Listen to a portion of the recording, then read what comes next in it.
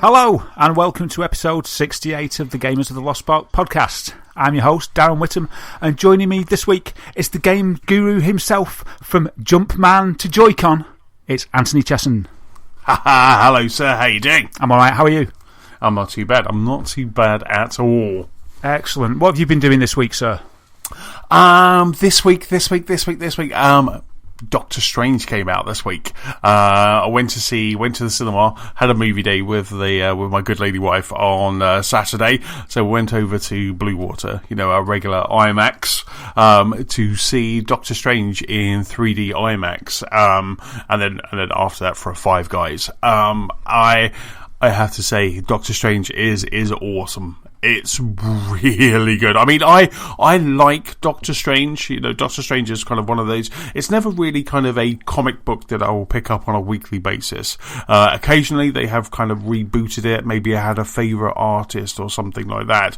But I first kind of took note of Doctor Strange when he was in Kevin Smith's Daredevil run. So when he was in Kevin Smith's Daredevil run, they kind of put Doctor Strange in there, and him and Kevin Smith and Joe Quesada, who was the artist on that run, they just kind of made him look really mysterious, and he was just really cool. So that's after that I started just kind of like reading, every occasionally in Doctor Strange, and he does appear in Avengers and New Avengers and Ultimates, etc. So it's been really cool. So I was really looking forward to going to see the movie. Benedict Cumberbatch kind of in, and as we were talking about last week, Mads Nicholson as well in it, and some really top class actors in the movie, and the movie does not disappoint. It's an origin story, but it's really interesting, and it's just such a fantastic origin story. And both Nicola and I, we both came away was like, I can't believe that's a Marvel movie. It was just so good. Oh, brilliant. I tried to see Doctor Strange myself at the weekend, but they don't do appointments on Saturdays, unfortunately.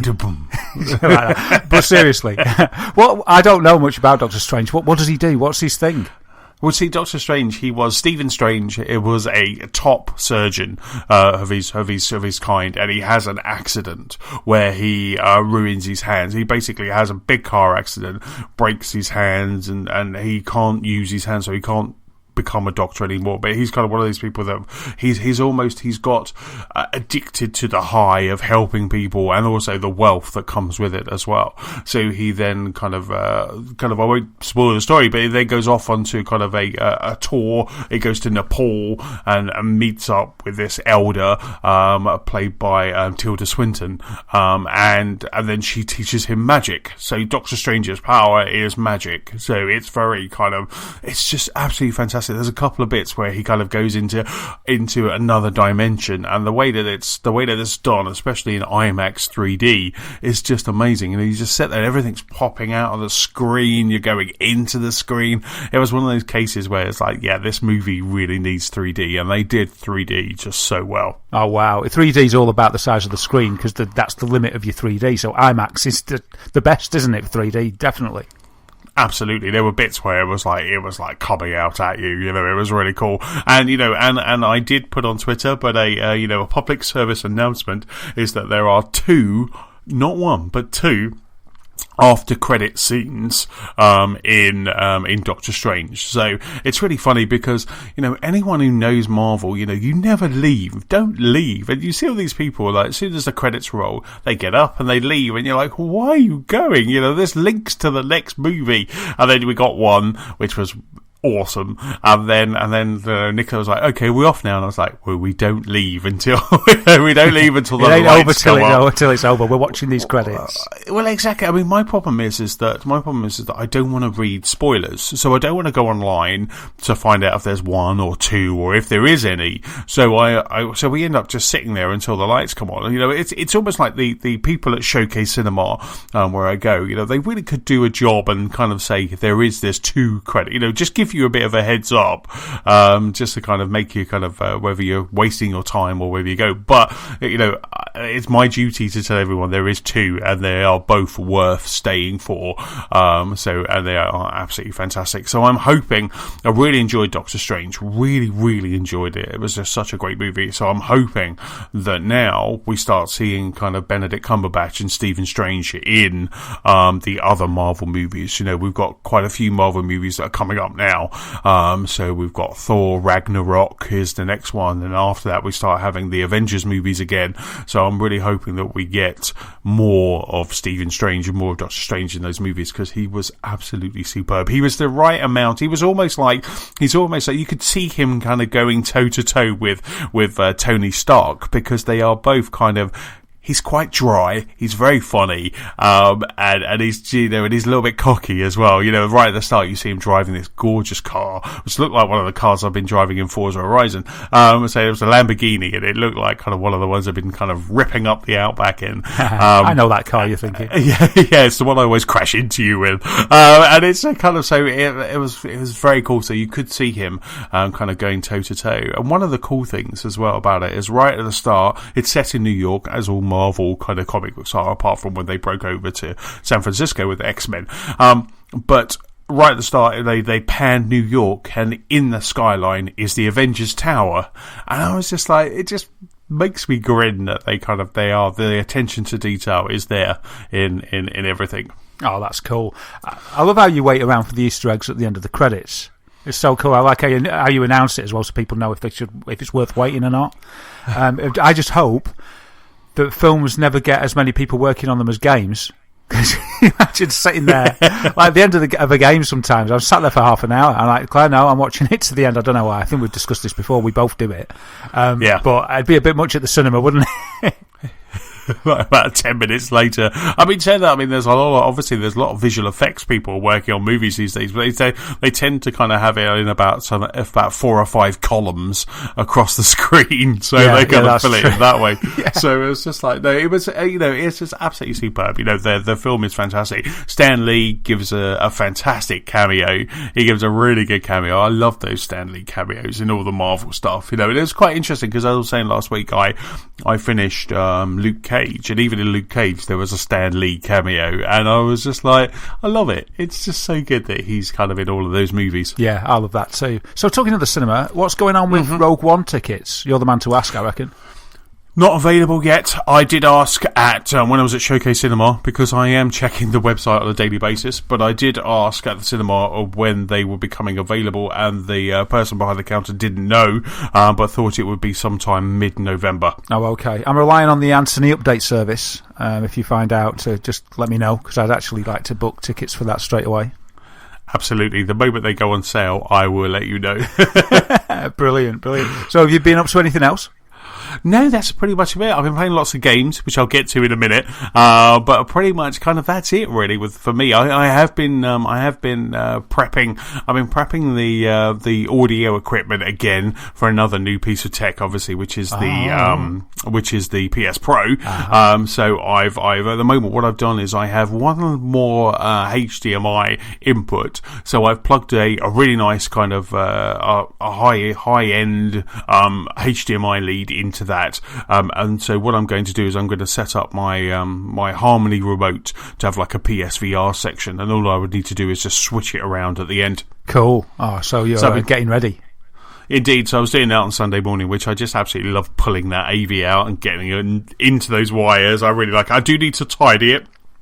I'm going to set myself aside one weekend because I need to give it a bit of a tidy, because it's got a little bit unruly with cables and stuff. So I need to kind of to just kind of tidy it. I've got my mate Stuart coming over on Thursday, because he's just going to kind of have a look at something that I need doing for me. So he's coming over, so I might kind of open the cabinet and get his advice on how I should organise my wires properly, because I've never seen a man organise wires so well as as Stuart does. Wow, you know that once you open the cabinet, you'll be like off you go, Stuart, and he won't be able to help himself. If he's anything like me with an IT problem, he just won't be able to help himself, and he'll go, yeah, what you need to do. He starts telling you, and then he just starts doing it. It's just can't help it. I'll be like, just show me how I should organise those wires. Unfortunately, he'll probably listen to us before he turns up. So we'll delay the pod. We'll delay the pod. Yeah, exactly.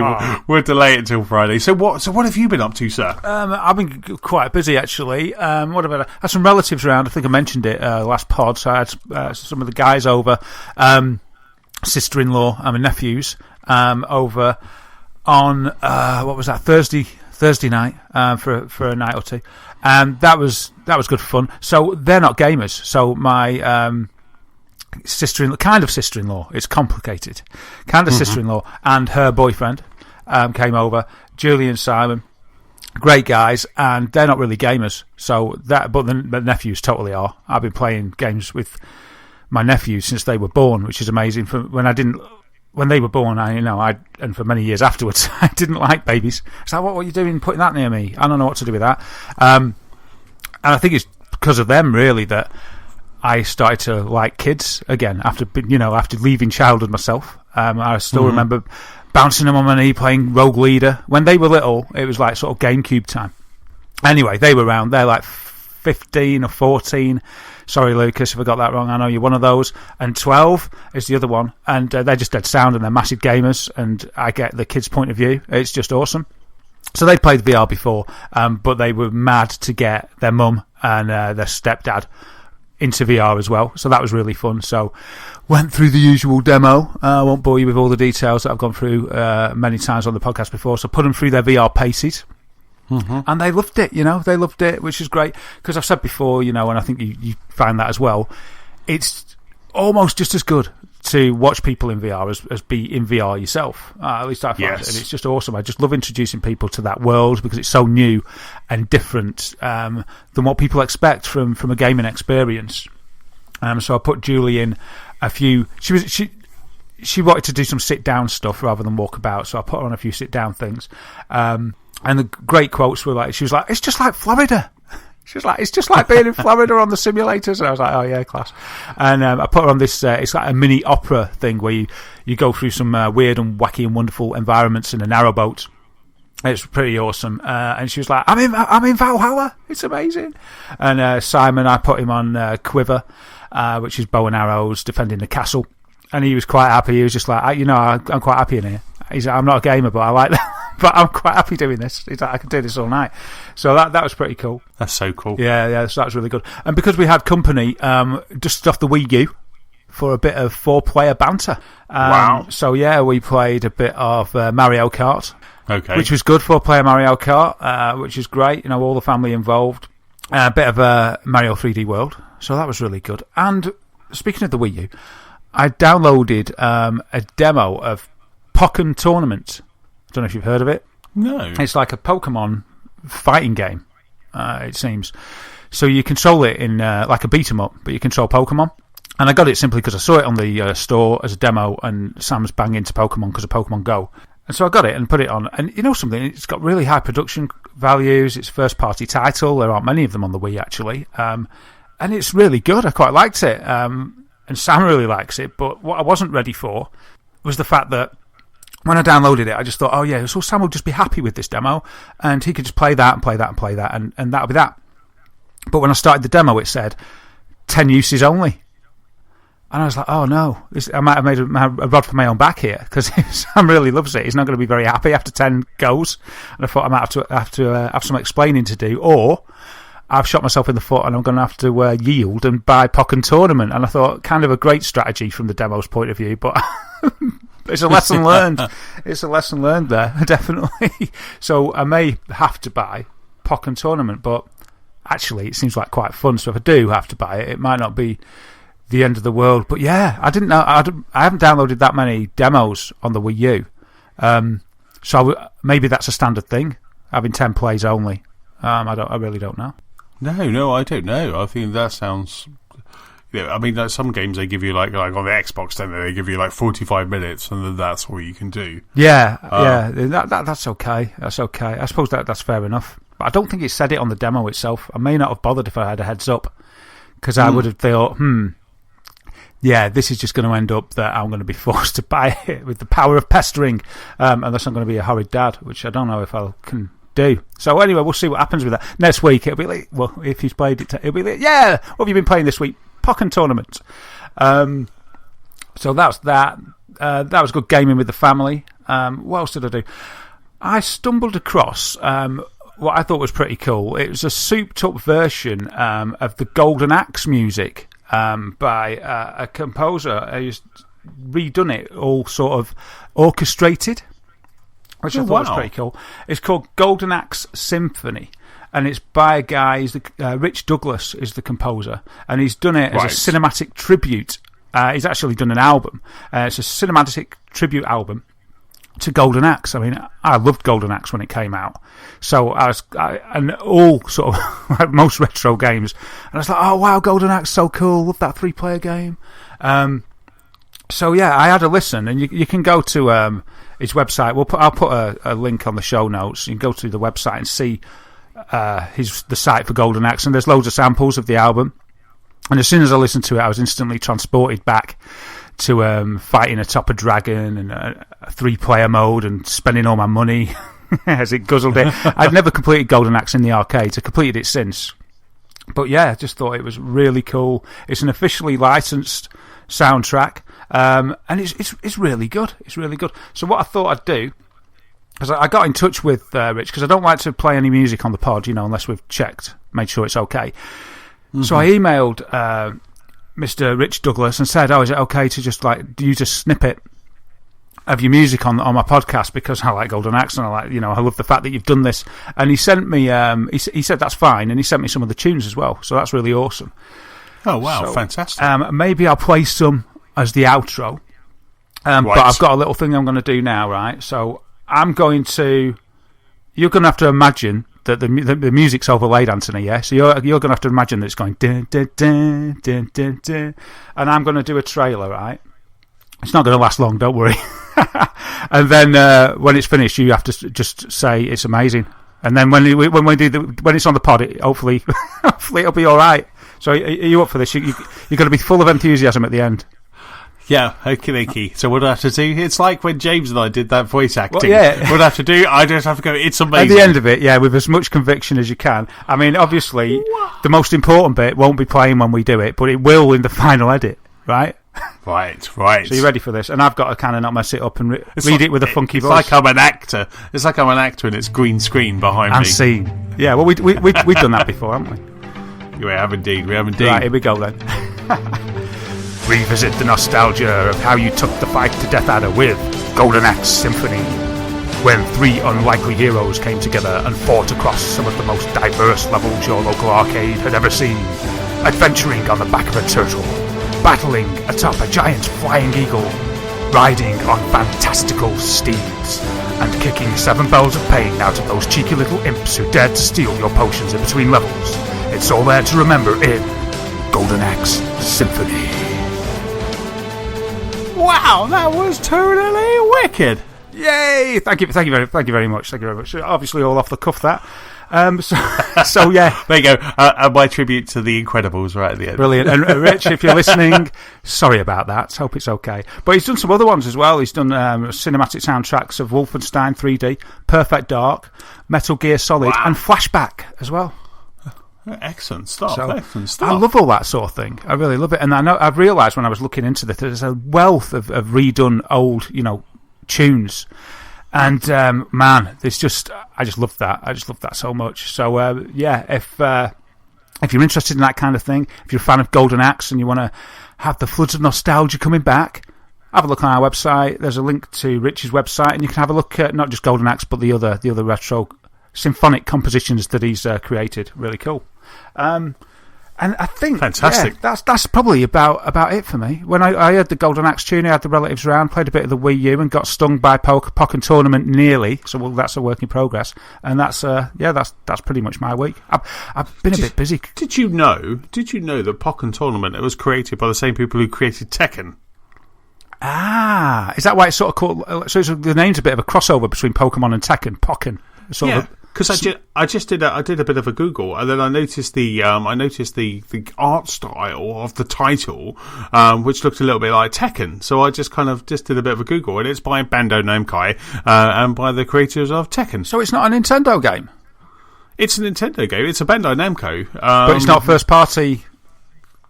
No, I guess it's published by Nintendo. Well, it must be because it's on the Nintendo system. But I thought it was a first party game. But that's third party, isn't it?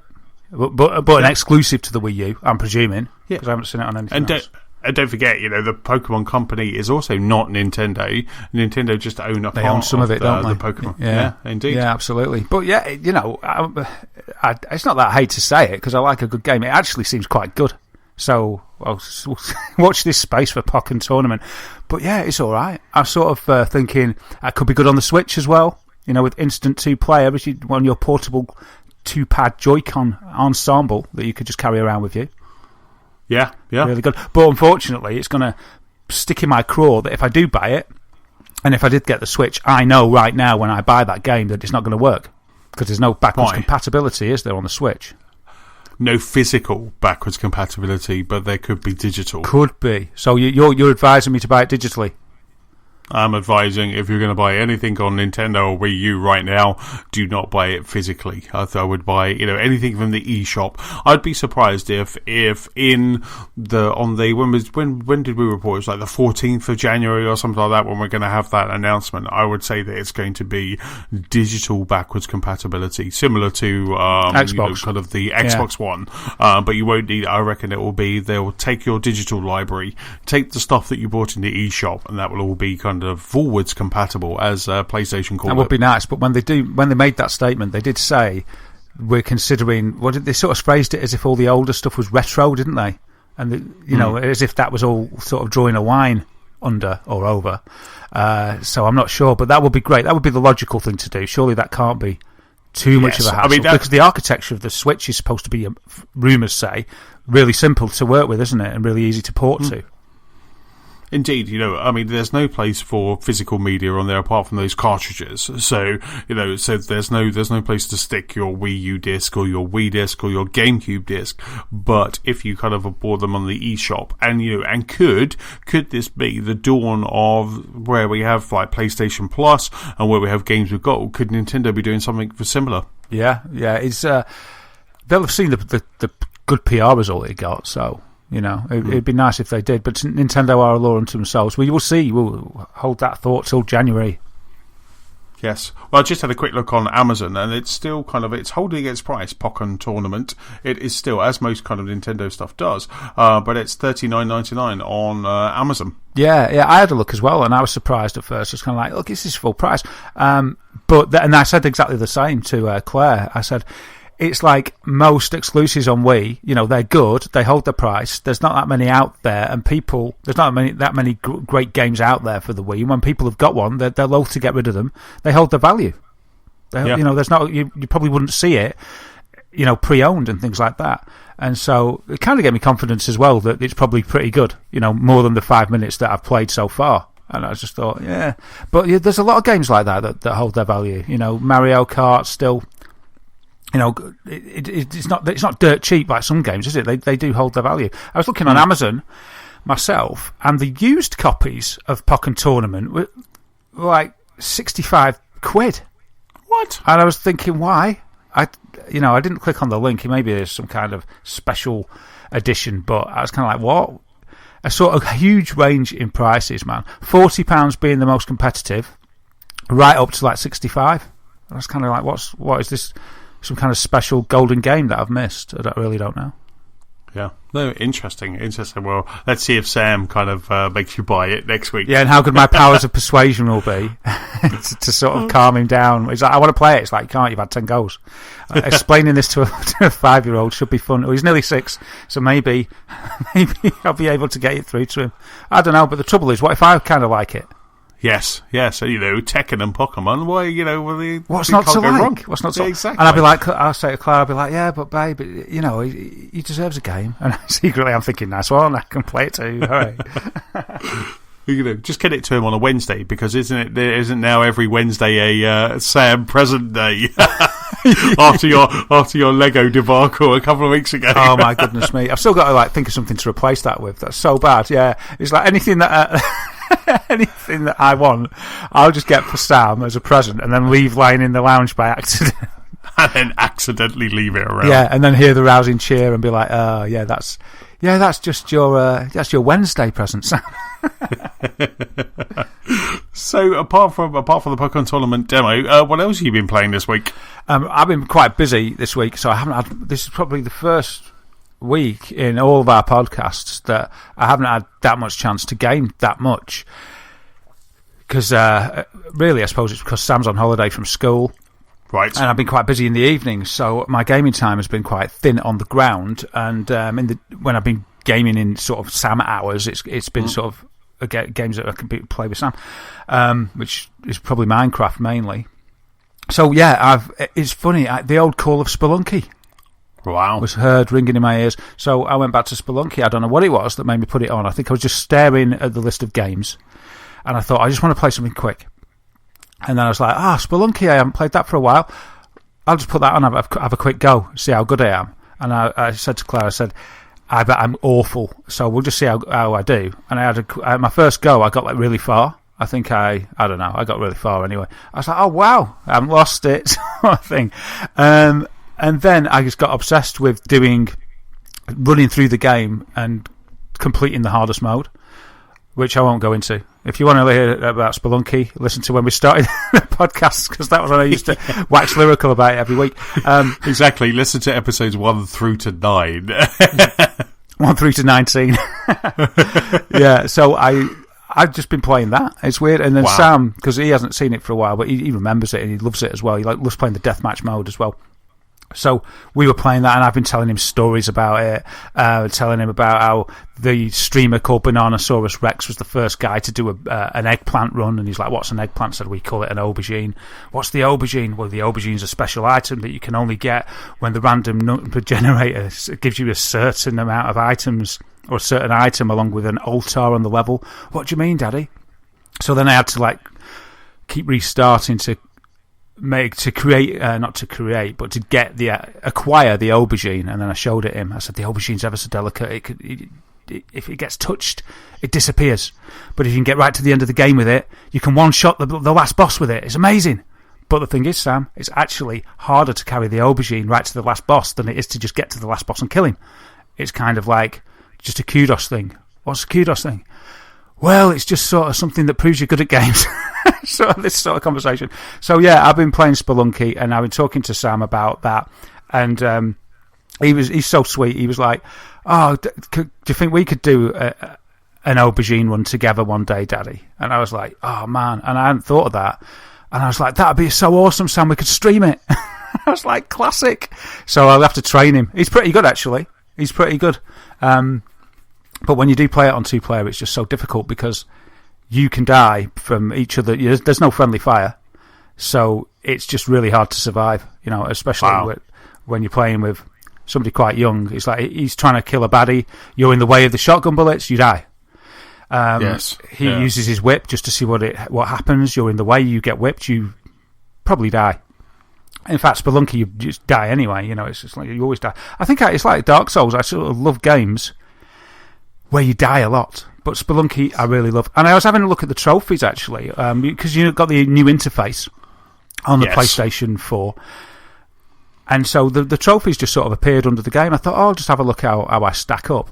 And I noticed that all of them are really rare. So I think a lot of people give up quite quickly on Spelunky. And I think, completing the game the hard way that I did, I don't know how often this appears in different trophies, because I don't really know about trophies and I haven't looked compared with other games, but it was 0.2% of players have got they completed the game the hard way trophy.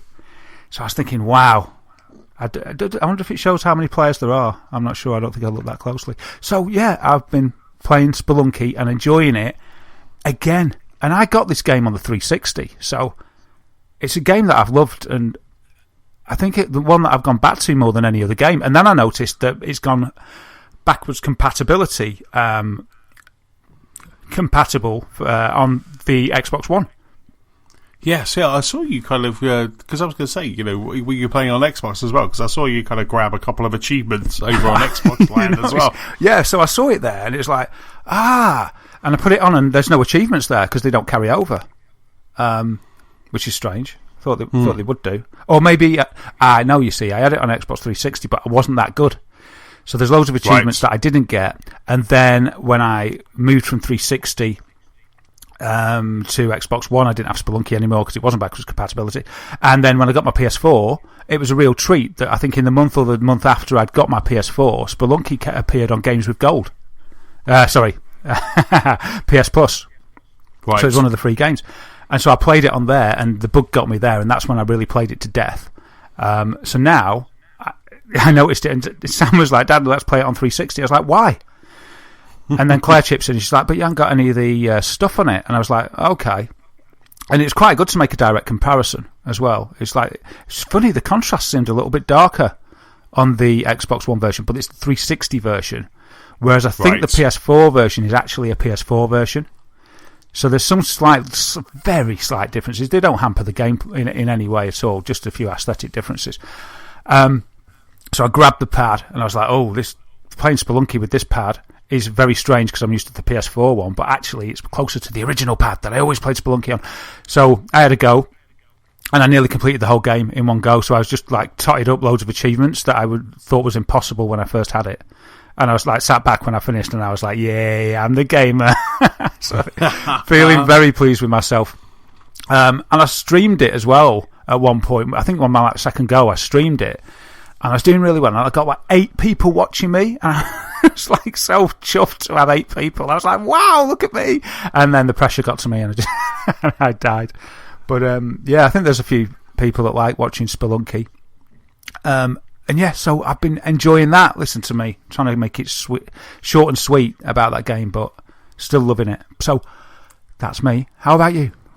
I've been playing a bevy of games, actually. I've been I've been playing Battlefield 1 still, so I'm playing the campaign on Battlefield 1. It's quite interesting because I know you weren't around at the weekend. We had quite a mammoth game of Forza Horizon 3 on Friday night. I think there was 6 of us. I think there could have been about 6 of us in a game. Oh, so cool. We put a call out to the Lost Spark Car Club, and there were 6 of us that were racing, and we started at 8.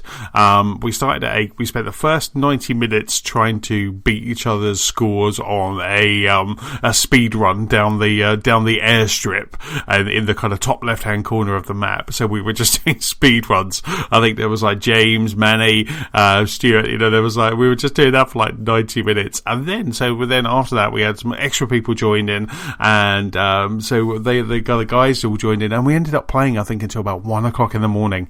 It was hilarious because we were like, right, that's it, we're all done, and then we had to vote for the next one because you can't get out of it. You have to vote. So we voted for it. We're like, let's just play this one because we haven't had that many tarmac. Let's just play this one. So we just had another go. So it was just really cool. So there was, it was just really good fun. So we had Wee Man and Steve. So it was just there were some new players that were kind of joining in the Forza Club.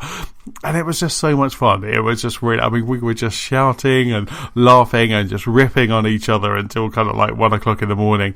And it was just hilarious. At one point we had an upgrade going on at work that went a bit kind of wrong. One of the guys who were doing the upgrade, he rang me, and so I just kind of put my headset off to talk to him on the phone. He was like, "What the hell is that noise?" And I was like, "Oh, sorry, that's just the guys playing Forza," because he could hear it coming out of my headphones, all this kind of raucous laughter. It was just so much fun. It was really cool. I think about 11:30, we're like, right, okay, after this we need to take a break. You need to go and grab a beer. So we all grabbed a beer, and it was just I absolutely love Forza Horizon 3. It's kind of, I keep saying, on the pod, I keep saying it's such a different Forza game for me because I've never played it online before. So I'm suddenly experiencing a completely different Forza game, and it's just so much fun. Like I say, 90 minutes just trying to beat a score. And at one point I did spend 3 million on a car that would get me some extra seconds on the time as well. So I had about 6 million in the bank, and I was like, right, I'm going to buy that Jag for 3 million. So I bought a gold Jag because James had inspired me because he had a bright gold car. So I was like, right, I'll buy a gold Jag and see if I can beat their score. So it was so much fun. I think we got to top 5% in the world on that run, and it was hilarious. It was just so much fun. So I've been playing that. That took a lot of my time. But I've also been playing Battlefield 1 still. I'm going through the campaign. I have a slight problem with Battlefield 1 that the first kind of vignette, the first story is all about tanks. So you're very much kind of in the tank more than you are first person shoot 'em up. It's gorgeous, so I just keep loving it, and I'm like, oh, this game just looks so lovely. So I keep playing that, and then the second story puts you in control of a fighter pilot, and I am absolutely terrible flying. Up is down, down is up. It's just like, even on the kind of tutorial, I'm crashing into the balloons and things like that. So I think I might have to. It became annoying. Can you not uninvert? Yeah, and when I did, it's really weird, because when I uninvert, it got even weirder with the controls. Well, because you'd half got used to how it was, sort of thing. A double scramble of your mind, sort of thing. Do you know what? I think that was it. I think it really was like something like that, because it just suddenly became even weirder. So I was just like, so I'm really kind of struggling with that. But the great thing about Battlefield 1 is that you can just jump to another story. So there's 5 stories in all at the moment. So what I might do is I might just skip, and and if anyone's listening, if it is worth kind of sticking to, then please let me know. Drop me a tweet or something like that. But I just think I might skip it, just so I can kind of carry on going, because I just want to play the campaign. I'm enjoying it. It looks glorious, but so far I've kind of been stuck in a tank, and now I'm in a just a confusing plane, which is just annoying me and just aggravating me. So it's just kind of I got the other game I've been playing. Well, one of the other games I've been playing this week as well is Titanfall 2. So I started playing Titanfall 2, and I was instantly, I thought I'll just fire it up, because what I'm actually doing is saving Titanfall, because I want to play on the PS Pro. So I thought I'll just have a quick look, see what the campaign's like. A couple of hours later, I'm loving this campaign, and I'm just, it's a real, I don't know how you can say it. It's kind of real, kind of like old school first person shoot 'em up campaign. I know it's by Respawn, who obviously did the Call of Duty games. It feels like that. It really does feel like a Call of Duty campaign. There's like big set pieces. You've got your mech. It's such fun. It's really good fun. You're jumping off walls. You're doing all that wall running. It just really is kind of like quite a cool campaign. There are times when you don't have your mech. When you're separated and you're going one way, they're going another, and it also introduces a really awesome mechanic, which is the ability to basically, and I won't spoil it, but the ability to kind of time travel almost. So you can just look at you're in the setting. That pauses rewind. Yeah, no. So you're in the setting, so you're kind of walking down a corridor, suddenly, there's 8 guys just suddenly appear. You just press a button, and then you warp back to a previous time. And then you can then carry on down the corridor, get to the end, and then turn around, and then warp back into present time, take them all out from behind. It's glorious. I want a game just with that. Yeah. There was one bit where it kind of almost turned into a bit of guacamole, because there was a bit where you're wall running and then there's no wall, but if you walk back, the wall's there. So you wall run, jump, warp, walk back again, and I was like, this is so good. There was some monsters, like some animals in the kind of one of the warps. So I had all these guys, I was like, I need to run away from them, and then I warped, and then I was just in the middle of all these monsters, all these animals, and I was like, I love this so much, and I was really enjoying it. But as I was saying, I'm trying to save it, because by all accounts, it looks really good on the PlayStation Pro. A lot of the things I've been reading and hearing is that it really does shine on the PlayStation Pro. So I want to kind of keep it back. So that's why I went back to Battlefield. But Battlefield's annoying me. Well, at least Battlefield's design gives you the opportunity to drop the levels you don't want and play the ones you do. Yes, absolutely, and that's great. I can just, the problem was, and I did take a screenshot, it's on my kind of Xbox dash, of me in a biplane, kind of, at an angle, kind of going towards the mountains, which I later probably crashed into, and it just looks stunning. It's really good. It's very realistic. The way that they have written the story, the way that they kind of bring you into the story. Even the first one, when you're this tank guy, you really feel it. You really feel the story. It's very cool. But like I say, the me and flying mechanics just don't get on. It's either the same with Star Wars Battlefront. I don't jump into an X-Wing or a TIE fighter, because I end up just crashing it quite quickly.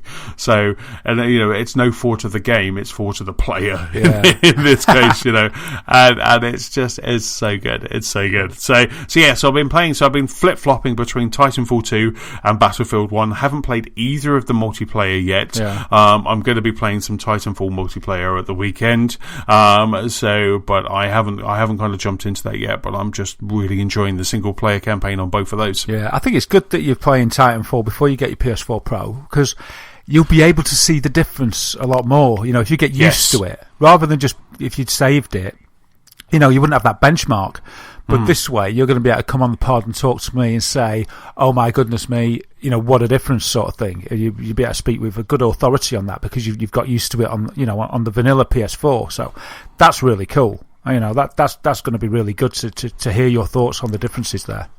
Yeah, no, I can't wait to see what it looks like, because IGN put something up with it running HDR, kind of upscaling, and it looked fantastic, and it looks good already. There was one bit where my mech, my Titan was just standing at the edge of a cliff, and I was just walking up, and the sun was setting in front of it. I was like, this is gorgeous. I just stood there for a while. I just kind of had a look, and it's just absolutely just wonderful. And like I say, the mechanics are great. It really does feel like and that's what I think I'm missing from Battlefield 1. I'm missing the first person-ness of it. I'm hoping that the other three vignettes, the other three stories, are very much kind of first-person shooter kind of orientated, because as much as I'm enjoying the tank and the plane, and well, not the plane, but as much as I'm enjoying that, I really want to I like that for I want to get in and play with those old janky weapons, but that's what I want to do. That's what I want to kind of play with Battlefield. I mean, there's one mission in the first story where you have to collect spark plugs for your tank, for Black Bess, which is your tank, and that was really good because I was doing lots of sneaking. I was just kind of sneaking around. There's like almost four areas. It's gorgeous little French morning. There's windmills, kind of just nice mist across the fields. It was absolutely gorgeous, and I was just sneaking around and just stealing these spark plugs, and it was just superb. I was like, this game is fantastic. It's just such a great game. Have you done? There's a level as well. This might be a whole sort of section on its own of the campaign. It might be a campaign on its own, but I believe there's one, and you go into sort of a heavy armor suit and have a chain gun, and you just sort of walk along mowing everybody down, and that's another section. Is that part of the one? Is that part of the levels you've already done, or just no? Right. So that's also not quite the first player thing you're looking for as well. So hopefully the other two will be just FPS, because you've got your tank, but you've got your planes. You've got this sort of heavy armoured guy thing, and I think you just sort of walk along nigh on indestructible, mowing everybody down, which is meant to be great fun. But it doesn't sound like it'll scratch that FPS itch that you're craving. So hopefully the next two, they'll be good. I hear there's a Lawrence of Arabia kind of esque setting. Oh, they've got to have that, haven't they, to show off the horses? Yeah, so I'm thinking probably lots of horseback on that, but that would be really cool. So I'm kind of looking forward to that. Again, the guns are just old and they're really hard to aim, but they're great fun, especially when you get hold of like a machine gun or something like that. Yeah. And then Titanfall, you go over to Titanfall. Titanfall has some amazing weapons, some really good weapons. Some of my kind of favourite in a while, actually, of kind of weapons. I just really enjoy the feel of them. They just feel great. They are, there's one that I'm not normally a shotgun guy, and there's a shotgun that is just absolutely just lovely. It's almost up there with the Doom shotgun of earlier this year. Are you becoming at one with the grapple hook? Yeah, for the grapple hook, with in Titanfall? Yeah. No, I haven't really kind of used that a lot. So I've just been doing wall jumping. I don't even know if that's in the story that I am. But because I used it in the beta, but maybe it's not been introduced. Maybe it doesn't get introduced in the single player. Maybe it's a piece of kit you get later. I don't know. Yeah, maybe. But like I say, the wall running's really good, and there's some areas where you kind of do fly around kind of wires, like press square to ride, and then you just kind of zip down a zip wire, and that's what I thought you meant then. I was just like, but it's really good. So, I mean, both of them looking gorgeous, really good. Obviously, we got the granddaddy of shoot 'em ups comes out this week, which is Call of Duty. Again, kind of Call of Duty is another one of those games that has got some extra shine and polish on the PlayStation Pro, as well as some VR missions as well. So, oh wow, yeah. So that's the interesting one. So I am finding that, and I did say this, I think, previously on the pod, that some of my third-party titles are going to be kind of over on the PlayStation, because that's where the big and shiny games are at the moment. Wow, you're having an FPS sandwich when you get Call of Duty, and I'll be interested for you to tell me which is the filling. Yes, I can. Yeah, indeed. Yeah, which one is the? Yeah. Which is the salami between the two baps? But it's really interesting that these three games have come out almost kind of week after each other, haven't they? Battlefield, then Titanfall, bizarre, isn't it? Call of Duty. It really is. I think I read this week that Titanfall, they put their date in the sand. They said they were incredibly proud of the game. They loved the game. They thought the game is the best that they could do right now, and they were happy. And then when Call of Duty said we're launching that time, which is Call of Duty always launches around that time. It always launches around my nephew Will's birthday, which is in the next couple of weeks' time. So it always launches around here. So it's very interesting. They didn't move. They said this is a good game. We're happy. We're proud of it. So they're not moving out of the way. Yeah. So more props to them. I suppose. I just hope it sells well. Well, what I've read, as we covered last week, didn't we? Battlefield 1 sold better than Battlefield 4 and Battlefield Hardline together. So that's been a solid seller. Titanfall 2, as of today, when I read reports, unfortunately hasn't sold more than Titanfall 1 yet. Oh, wow. And that was only on Xbox, wasn't it? I know. So it's a bit disappointing. And I think it's exactly this that you're saying, It's just it's the time slot. It's the time slot. And it's unfortunate because it seems it's getting high praise. But yeah, maybe a lot of people out of these three games are going to just plump for one. Yeah. No, absolutely. You're either gonna. I mean, normally the kind of split, isn't it, between Battlefield and Call of Duty? That's normally but Titanfall's still got Christmas coming. Christmas is kind of when people will kind of probably they'll start buying games. They maybe buy a game over the Christmas break. And maybe Titanfall will kind of. I mean, I think if Titanfall was maybe released in March, April, it would sell so much. I agree. When there's a bit of a lull, they would have just kind of sold so much. Or a late summer, when we were looking around for a game, that would have been an absolute perfect time for this game. Yeah. But it's a great game. I'm really enjoying the campaign. I'm still yet to jump into the multiplayer, which I'm really looking forward to because I enjoyed the betas. And there's some really good conversations between you and your Titan. You get to choose. You get to kind of choose when he says something. You get to choose an answer. There's only two options. There's only two options every time. There's all like a sassy one sometimes or a jokey one. So it's just really cool. You get some. I'm really enjoying it. And the great thing is every time you destroy a Titan, so there's like enemy Titans appear, and every time you destroy a Titan, you get one of their weapons. So that's how you're kind of leveling up your Titan, and then you have another kind of main weapon to choose from. So, and that's quite cool. That's such a really good mechanic. Yeah, I suppose this is difficult to gauge out of multiplayer, because multiplayer would be where this question really sits. But as you've played it at the moment, how do you think the balance is between the infantry side of things as opposed to being in the Titan? Because I think the balance is hard to hit just right, because you want to feel as an infantry guy, your standard run and gun, that you can take a Titan down, but you want it to be difficult but achievable. But on the flip side, when you're in the Titan, you want to feel indestructible, but also you don't want to feel completely indestructible or it takes the challenge away. But a lot of games, when you're in a big mech or something, you've got a load of power, but you can get taken down just so easily. Does it strike that balance well? It really does, because even in Titanfall, when you're not against another Titan, you can still get taken out. As I found a couple of times, you can still get taken out by rockets or by the infantry that are there. So you do have to watch yourself, and there are also smaller mechs as well that could easily take you out. So you are. The great thing is obviously you can recharge when you take out another Titan, the battery's left, so you can then recharge and grab that. And then when at the moment, I haven't got to that point in Titanfall where I'm kind of like, oh yeah, I'm doing first person now. This is what I was waiting for, or I've just got to get past this mech and then I get more first person, or I can't wait to get back in the Titan. I'm really enjoying the mix. They really have hit that balance quite well at the moment, so it's really cool. But I seem to have enough of both.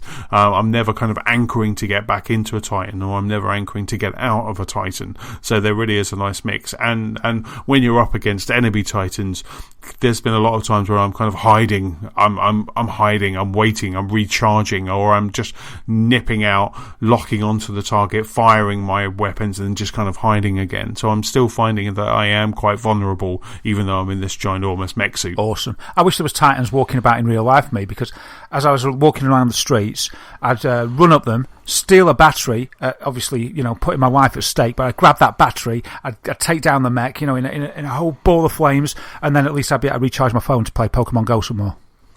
There you go. So it's just like a little USB charger. Exactly. Or you could just stick it into the foot of the Titan, and then you could just walk along with it, but charging your phone as you go. The Achilles heel. I'm sort of getting pulled with every step. Whoa.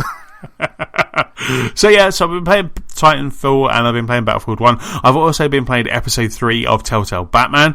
I haven't finished that yet. I was playing that this morning, and unfortunately I was kind of like, I needed to then go to work, I guess. So I was playing that this morning. I'm itching to get back to that. I want to get back to that this evening, finish that off. Episode 3 is shaping up to be something very special. I was waxing very lyrical about episode 2, and episode 3 is improving and continuing to improve, and I'm really enjoying it. It's doing some great stuff with the story. Brilliant. I'm very happy. Do you sort of wish that it was an experience on PSVR, or does this? Are you happy with this the way it is? No, I'm happy the way this is. I've got Arkham VR for that. You'll never get bored of standing there. I'll never get bored. I've jumped into Arkham VR a couple of times already. Since we last podded, I've just kind of just jump in, have a look around, play with some stuff. I just absolutely that's where love you get that your game power so from, much. isn't it? You never knew before, but that's where you get your power every day. Indeed, I just need to suit up as Batman once a day and I'm happy. And then the last game that I've been playing, so I'll have more about Telltale Batman next week when I've finished it. Last game I've been playing is we got Center Code. We got Center Code for Mantis Burn Racing. So Mantis Burn Racing is a top-down Micro Machines-esque racing game. We played it. James and I played it at EGX. If you listen back to our EGX podcast, James, Will, and myself, we all kind of fell in love with Mantis Burn Racing, and it really was kind of one of those games that we really loved in the res section. So the guy sent me a code. I've fired it up on my PlayStation 4. I am waiting for the Pro because the Pro it's going to run native 4K when the Pro comes out. So I will kind of be talking a lot more about Mantis Burn Racing when the Pro comes out. But I've been playing it. I've been playing the career mode in Mantis Burn Racing. So there's offline, online, and there's career mode. And I've been playing career mode where you are just progressing. You got to level up to get to the next race, or there might be a race, or whether you accumulate points, or there's a knockout section. And so far, I'm really liking it. It's an indie title. I think it's about £15 in the UK, probably about 20 something in the US. And I'm really liking it. It's got such a great driving mechanic. Like I say, it's top down, so it is that Micro Machines. It's very kind of slippy. If you hit something, it does take a while at the moment for me just to kind of get the speed back up. The cars are very reminiscent of the Rocket League cars, but it's just really cool. I'm really enjoying it so far. Cool. Yeah, I sort of feel that because is this the first full 4K game on PS Pro? The first one that's going to happen? It will be, yes. Yeah, so I'm looking forward to seeing and hearing about this. It's sort of in its native home, really. It's as if you're sort of cheating playing it on the normal PS4, isn't it? But then, like I said before about Titanfall, you'll be able to you'll see that difference, won't you? Yes, indeed, you'll be able to. Hopefully there'll be I believe there's going to be a day one patch or something like that, because I had a look in the menus just before we were podding. I had a look in the menus to see if there was like a setting that was going to change it to 4K or something like that, but it doesn't exist right now. So whether that gets unlocked because it knows you're playing it on the Pro. But like I say, I'm really enjoying the career mode, but I really want to kind of take more time with this game when it comes out on the PS Pro. It does a local co-op, doesn't it? It does local co-op. Like I say, it's very easy to do that because of because the way that the screen is locked. It feels so good. It really does feel like, it's great the way that the cars kind of slip all over the place. You get some shortcuts in some of the maps, a bit like Mario Kart, and it's just really good. It's really satisfying when you get first, and every now and then, you'll build up. Depending on kind of how you're racing, kind of you get XP for maybe kind of overtaking or being out in front or doing a good turn, and then you'll start charging up your boost, and then you can just hit your boost, and then you just really kind of you get some good jumps with the boost. It's just really cool. It's a great fun game. I think you can have up to 8 people online as well. So because when you kind of look at the online, it shows a room and there's like 8 slots there, so you can have like 8 player online, and I think this would be absolutely fun, both couch co-op and also kind of online racing as well. Awesome. I love that type of game. Game so much. So ever since, I think the first type I played, well, the very first one was probably Racing Destruction set on the Commodore 64, which was awesome. You can make your own tracks, and it came on about 6 tapes. It took a long time to load.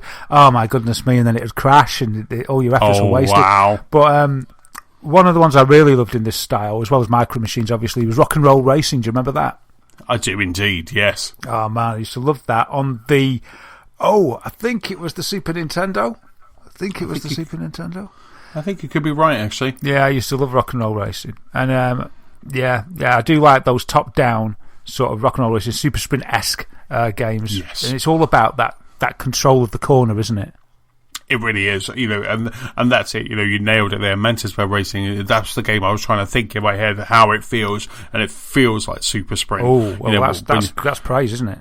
It really is. When you're going around the corner, when you've got a really nice apex of a corner, and you just kind of the back is just sliding out, and you're already looking at the next corner. You're already lining it up. So how you're going to come out of that slide into the next one?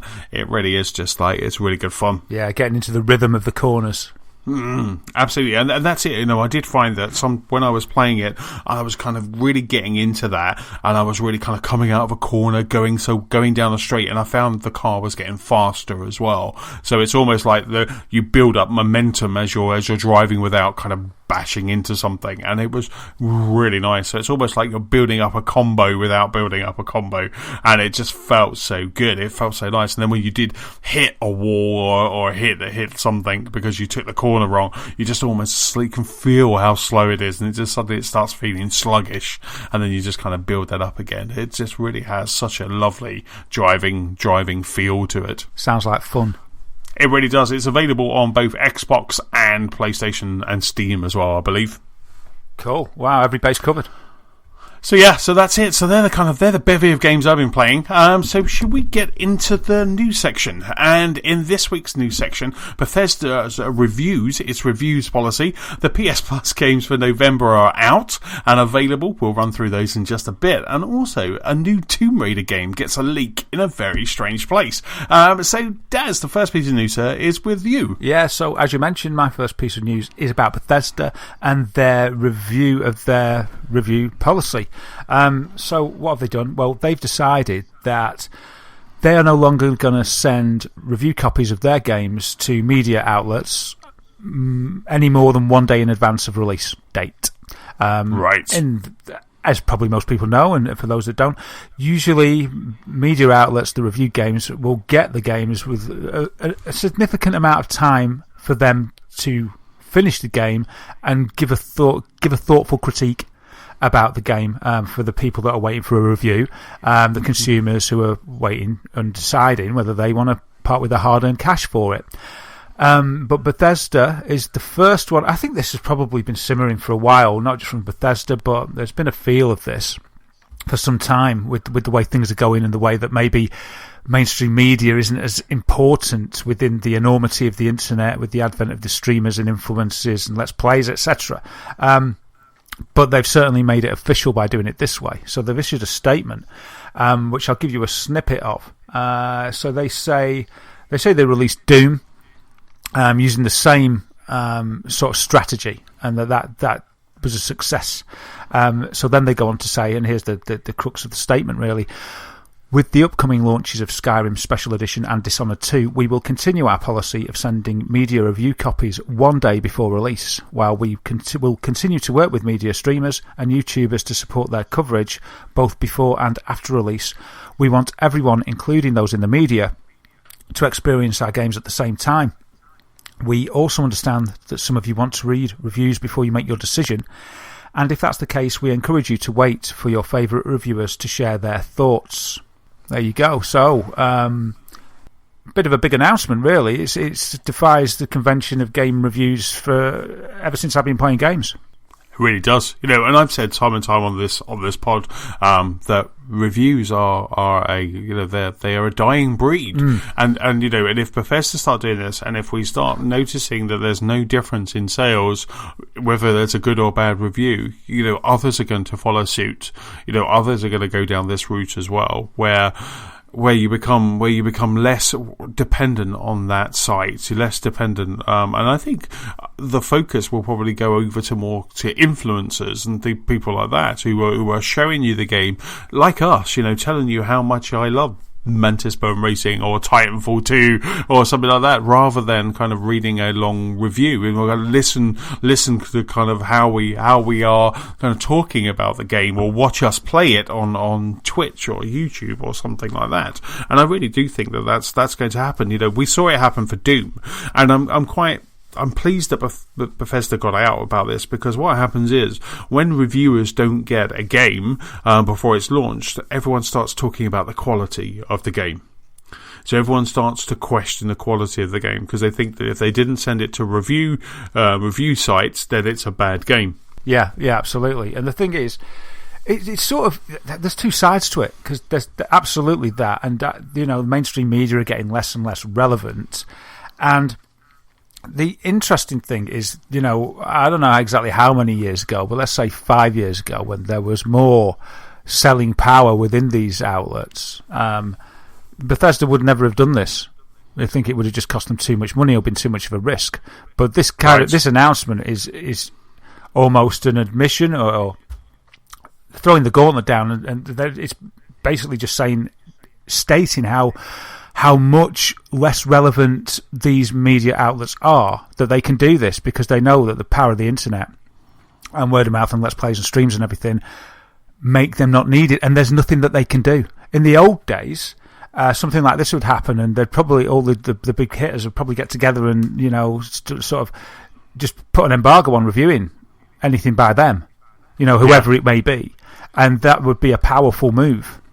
And so there'd be too much fear for a publisher to make that move, because there'd be too much control. Because I think in the old days, everybody did wait and want that review, and much more decisions were made upon a tiny group. Whereas now, there's a much broader group of people and areas, the internet generally, where you can get that information from. The one thing I'd say that it saddens me a little bit is because I like the idea of some people playing it in advance, so that I know before release date if it's any good. They haven't got a chance to play a massive RPG and give an opinion on it within 24 hours. So that's the shame for me. I wouldn't mind having somebody, some people that I can go to that have played it in full that can comment on the whole thing. I do quite like that.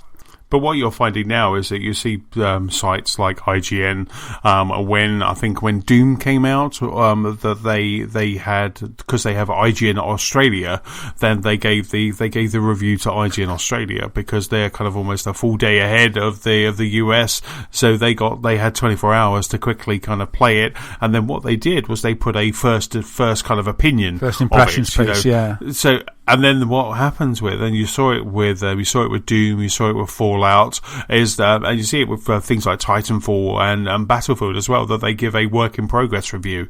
So they don't put a number on it, but they write a full piece, because they have, I think they've been bitten before, people like Battlefield or the Halo Master Chief Collection, where the game looks great, it runs really well, it runs really well, and there's just a bunch of reviewers playing multiplayer, but the moment it goes out to the general public, that's when it all grinds to a halt, and then you can't get on, and so that obviously affects the score. So you're seeing that these sites are being very creative now about that, whether they're getting Australian copies or they are just kind of locking someone away in a room and getting that first impression out as soon as they can. But it just means that if reviews are important to you, if a review is kind of why you kind of do or don't buy a game based on a review, you just have to wait. You have to wait a couple of days or wait a week. There's less importance into pre-ordering or something like that. I mean, Bethesda are quite lucky because they have Doom, Fallout, Skyrim and Dishonored. They're pretty much, all of those are kind of, 9s out of 10 games anyway, aren't they? So this is the thing, you can sort of rely on Bethesda. You can't really say, oh, they're doing it to hide, because, we've got faith in Bethesda. They make good games. If Ubisoft was doing it, then it may be a different matter, because you would definitely start waiting for their games, But it's Bethesda that are doing it. Now, I'm kind of with you. I'm quite surprised that your IGNs, your GameSpots, and people like that have not said to Bethesda, "Okay, that's fine. We're not covering your games at all." Yeah, but they're not powerful enough to do that anymore, because I think they haven't got that. They just haven't got that influence that they used to have, because there's so many other outlets now. So many other outlets of your more individual influencers that like you mentioned. They've taken the thunder away from these places, and I think if they could sort of stamp their feet in that way, I think maybe there would be something like that. But I think when push comes to shove, they realised that there's nothing they can do. There's nothing they can do, and shouting about it is going to make trying to make a stand will probably just highlight how irrelevant they are, perhaps. It's a shame, because I'm so used to these outlets, but, it's just reality, I think. Absolutely. Maybe they tried the water with Doom and realised that it made no difference on sales whatsoever, whether it was a good or bad review. So yeah, because there were murmurings, weren't there? It's that we were worried, thinking, oh, this is odd. This is odd. Why isn't Doom out for reviews? And why are they delaying it? Why have they done this? It must be bad. It could be bad. There's only a few people that break the convention, which is like Rockstar. And we know they're going to be good, so we don't worry about it. But then if but you could have the same faith in Bethesda as Rockstar, really, I would feel.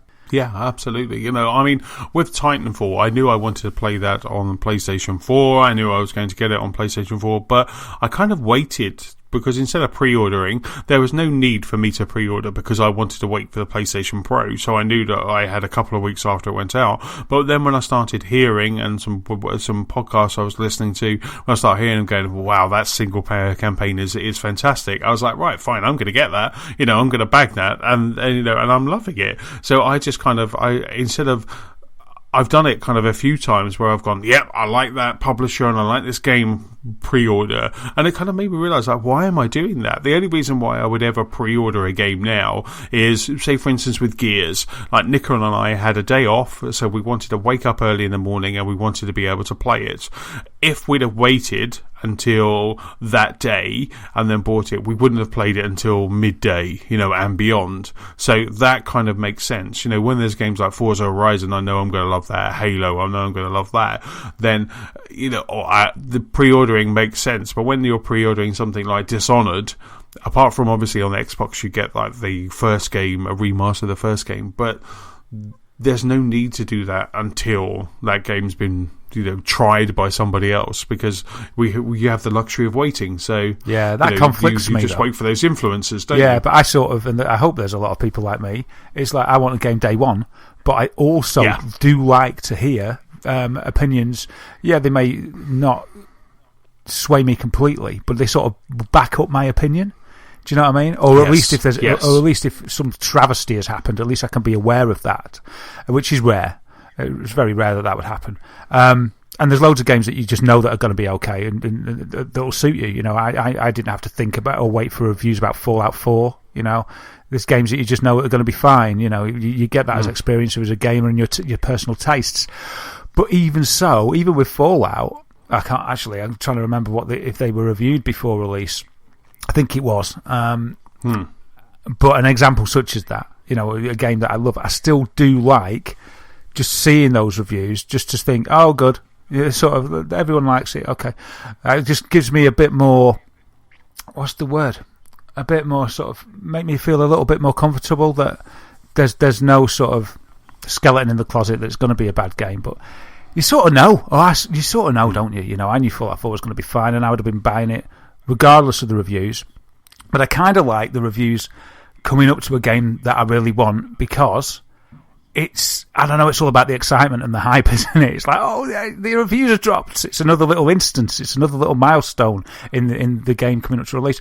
But yeah, if there's people that like sort of really like reviews and they don't want it, they're scared, you know, they've only got so much money for you know, they can only buy a few games or whatever it is, and they don't want to spend the money on a bad game, and they're a bit concerned with that. It's a shame that if everybody did this, it'd be more difficult for them, and they wouldn't probably be able to. Well, they couldn't have the game on day of release without a slightly magnified element of risk. Yes, absolutely. You know, and you know, again, it's kind of what I was saying. You know, there is. I think I've said previously on the pod, there's so much importance over that first weekend, and it's crazy because it should be about lifetime sales of a game rather than that kind of first day or that first weekend. And that's all, as an industry, that's all that we ever fixate on, is, you know, that opening weekend, that opening week. But I totally agree with you that there's something about being in the zeitgeist of that game when it's launched. You know, I've so far this year and the last couple of years, you know, I've been there at midnight kind of watching a game unlock. You know, I did it with Halo Master Chief, with Rare Replay, with Halo 5, Gears of War, Forzas. I've just been there and played that game right at that moment, you know, and there is something very exciting about that, and knowing that you're there in that group of people that are playing it. And I totally get what you mean, you know, and having that thumbs up is a couple of days before, you know, as we're building up, as we get them in the UK more and more, it's like on a Friday, you know, as that week is building up, then you're getting that review that week. You know, for some people, as you say, you know, they only have a certain amount of money that they want to be able to spend on games. So if they're thinking, I'm going to get Mafia 3, it's looking great. It's previewed really well. I saw it at E3. It looks really good. And then they just kind of wait for the review, and then the review drops, and everyone's going, I'm not quite sure about Mafia. Yeah. Instead of like awesome, it's kind of like, yeah, it's okay. And you're like, well, I don't want an okay game. I want an awesome game. Well, exactly, because that's like I'm all I've got is money for a FIFA and a big open world game, and that was going to be Mafia, but that doesn't sound like it now. So that helps that person, you know, that really does help. I can see why they're important. You know, I'm on the fence at the moment with Watch Dogs 2, because I got bitten by Watch Dogs 1. You know, I pre-ordered that, played it for a couple of hours, and went, this is terrible, but I really want to play Watch Dogs 2. And when we went to see Doctor Strange at the weekend, there was a couple of Watch Dogs 2 trailers, and Nicola was like, because it was San Francisco, we love San Francisco, so she was like, that looks really cool. And I was like, do you want me to get it for you? And she was like, is it any good? And I'm like, well, I don't know yet, you know, we're waiting for kind of people to kind of get hold of it and start playing it. So I totally get where the reviews are, but obviously Bethesda, they haven't done this willy-nilly. They've got some matrix. They've got some figures that back it up, that maybe they don't need to do this anymore. Yeah, I mean, what would you say, you know, would you say this is similar to other consumables that get reviewed? Would you think it would be okay for Sony to withhold reviews of their TVs to a day before launch, or books to be withheld for reviews, or films to have their reviews withheld? It's really interesting. Or do you think they're completely different?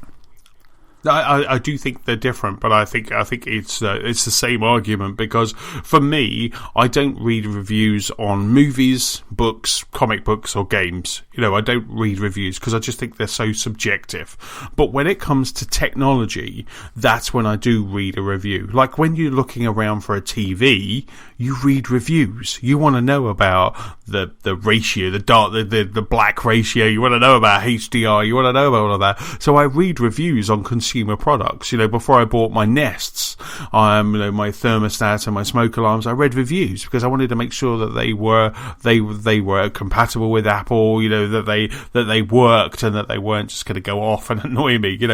My Hue lights and things like that. All of the technology that I buy, I read reviews on it. But when it comes to entertainment purchases from music all the way through to gaming, I just don't read reviews because it is so subjective. Now, if there's some fundamental problems with the gaming, with the game mechanic, or suddenly, Kings of Leon are just screaming in an album, just like, then obviously someone who's listened to it, or when you listen to someone talk about it, like we do, about games and movies, then that there's something wrong with it. But I find that if I hear that a movie is bad, it changes my perception of the movie, and I suddenly, where I would normally enjoy a movie, I suddenly sit there and I have that pang in my back of the head, go, well, so and so said it was really bad, and I'm just sitting there and I find that it ruins it. And that's why people have heard me time and time again go dark on entertainment, whether it's TV, whether it's movies, whether it's a video game, because I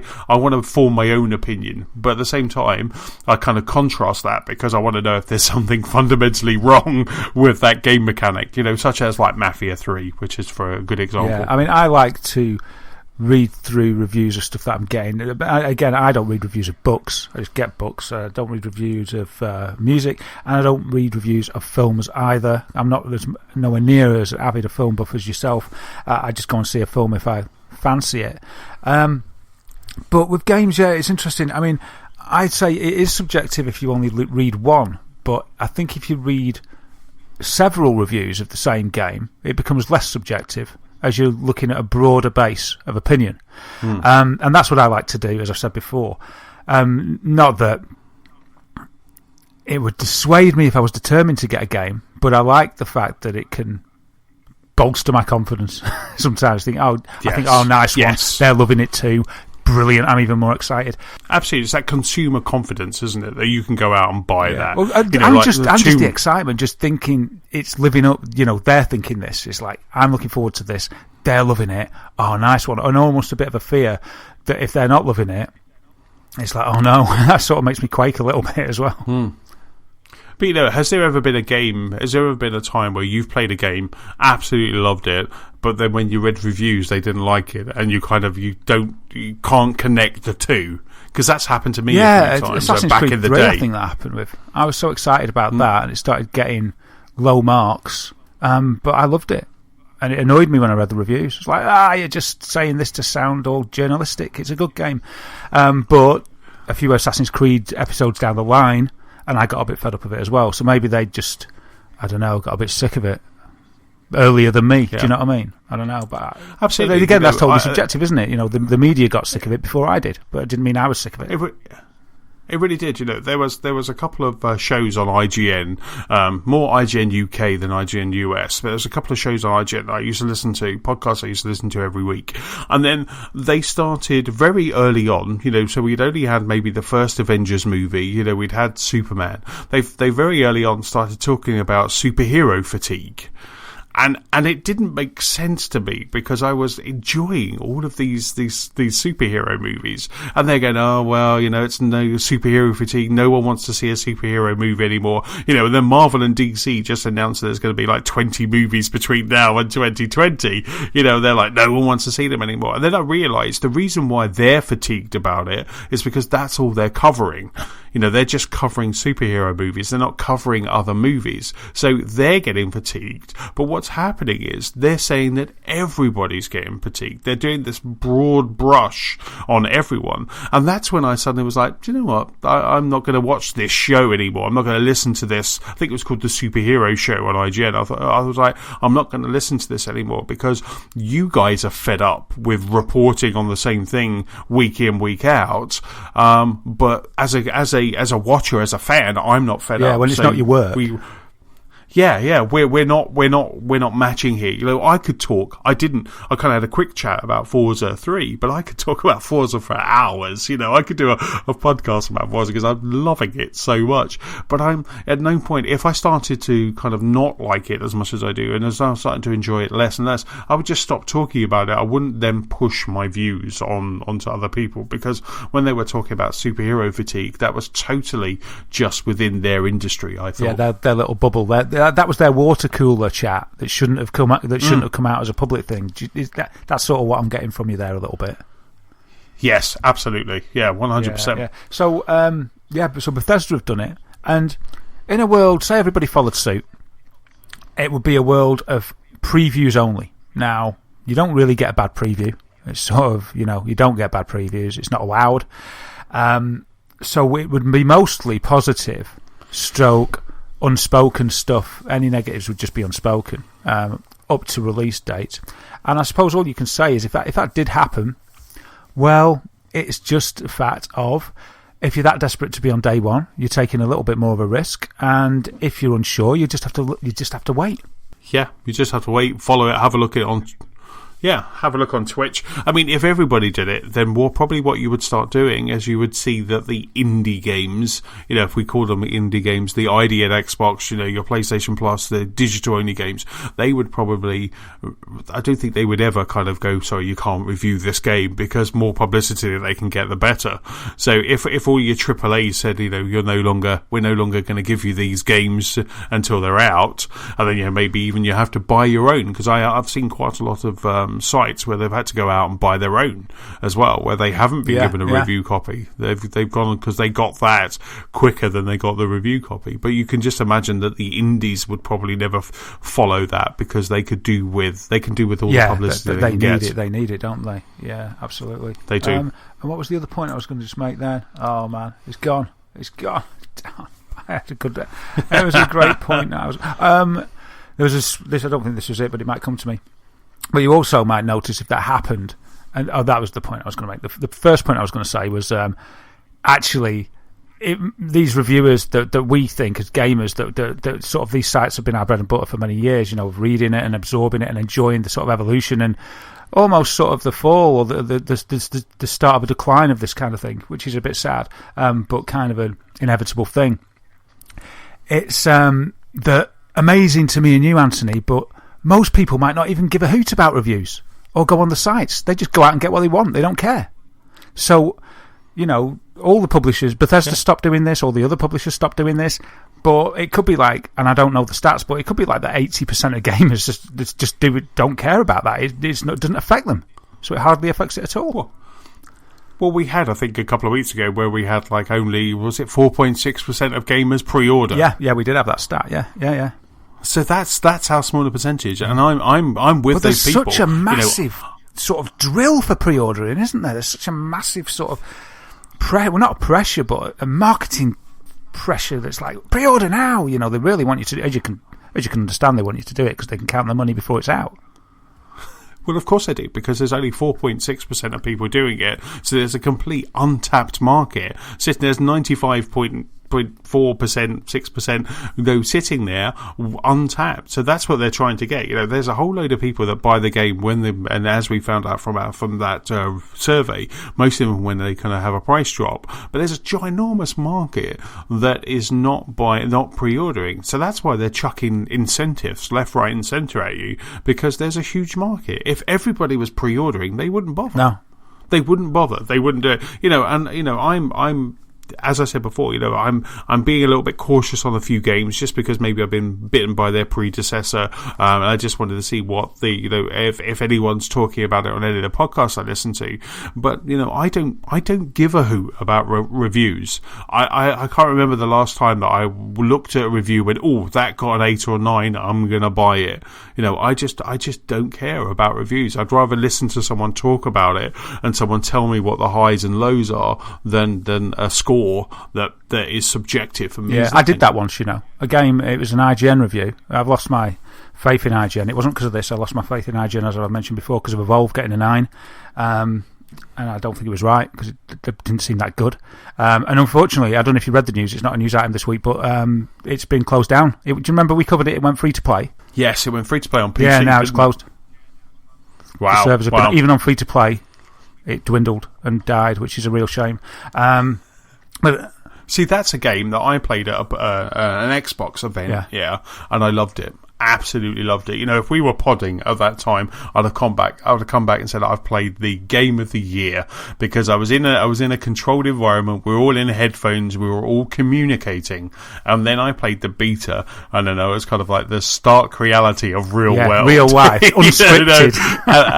And at that point, you just knew that game was never going to make it. Maybe IGN's review in sort of controlled conditions, maybe it was more accurate. Like, you loved it in controlled conditions, but actually in the wild it didn't work as well. But I bought a game that IGN gave a 9. It might have even been a 10. My brain's left at the door today. Jade Empire on the Xbox. I think it might have been the original Xbox. It was the original Xbox One. It was, and I just finished Knights of the Old Republic, and I absolutely loved it.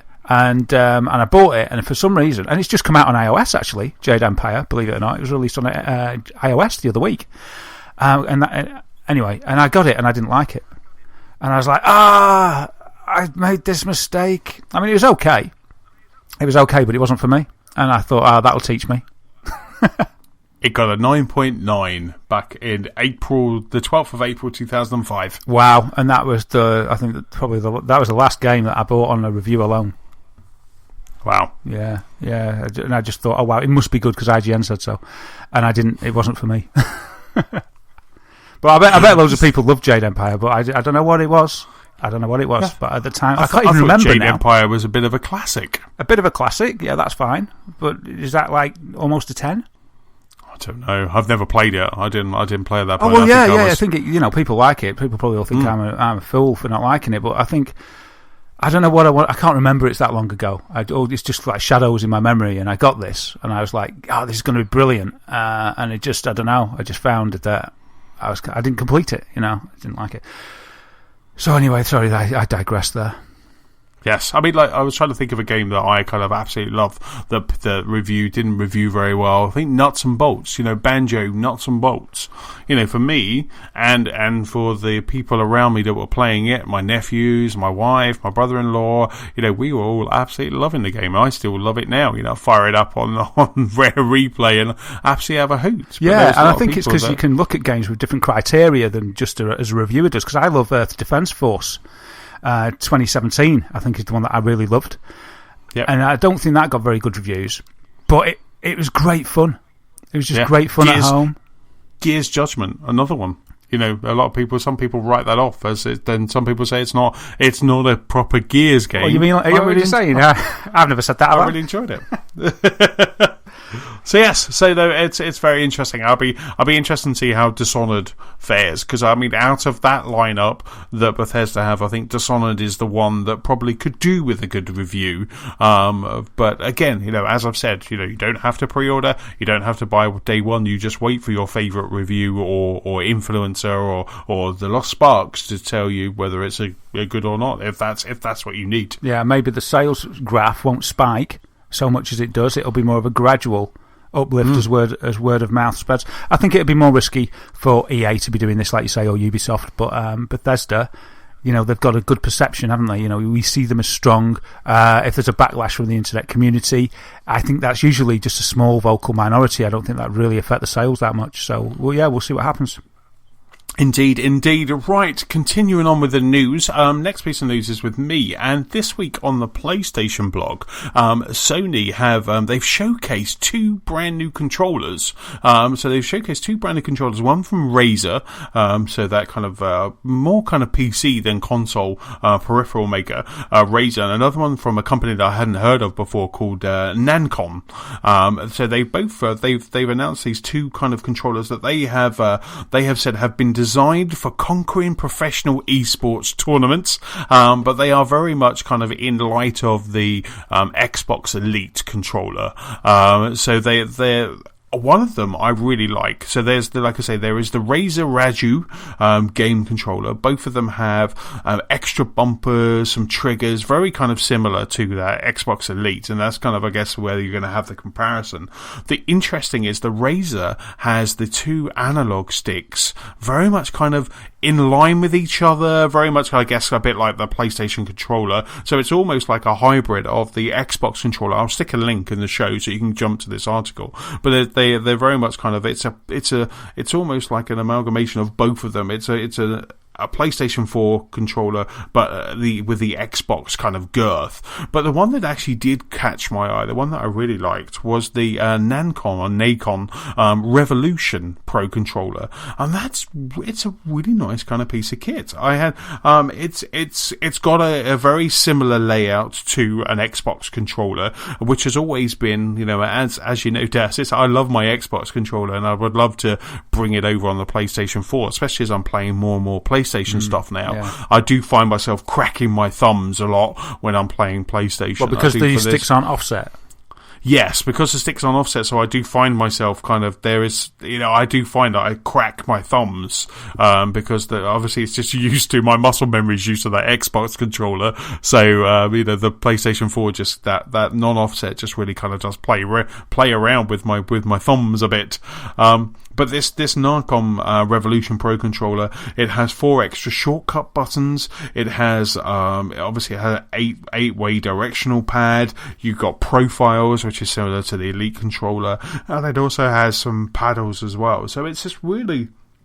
It's a really nice piece of kit. I really like this. They haven't. They said they're going to be releasing later this year, but obviously this year is it's getting less and less as we're in November now. As they said they're going to be releasing later this year. But I had a look on Nancon's website before we podded, and I can't see. There's no more information. There's no price or release date. It's just a placeholder saying more information coming soon.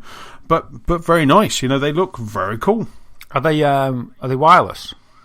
They are indeed. Both of them have big chunky wires, obviously because they're for the esports tournament.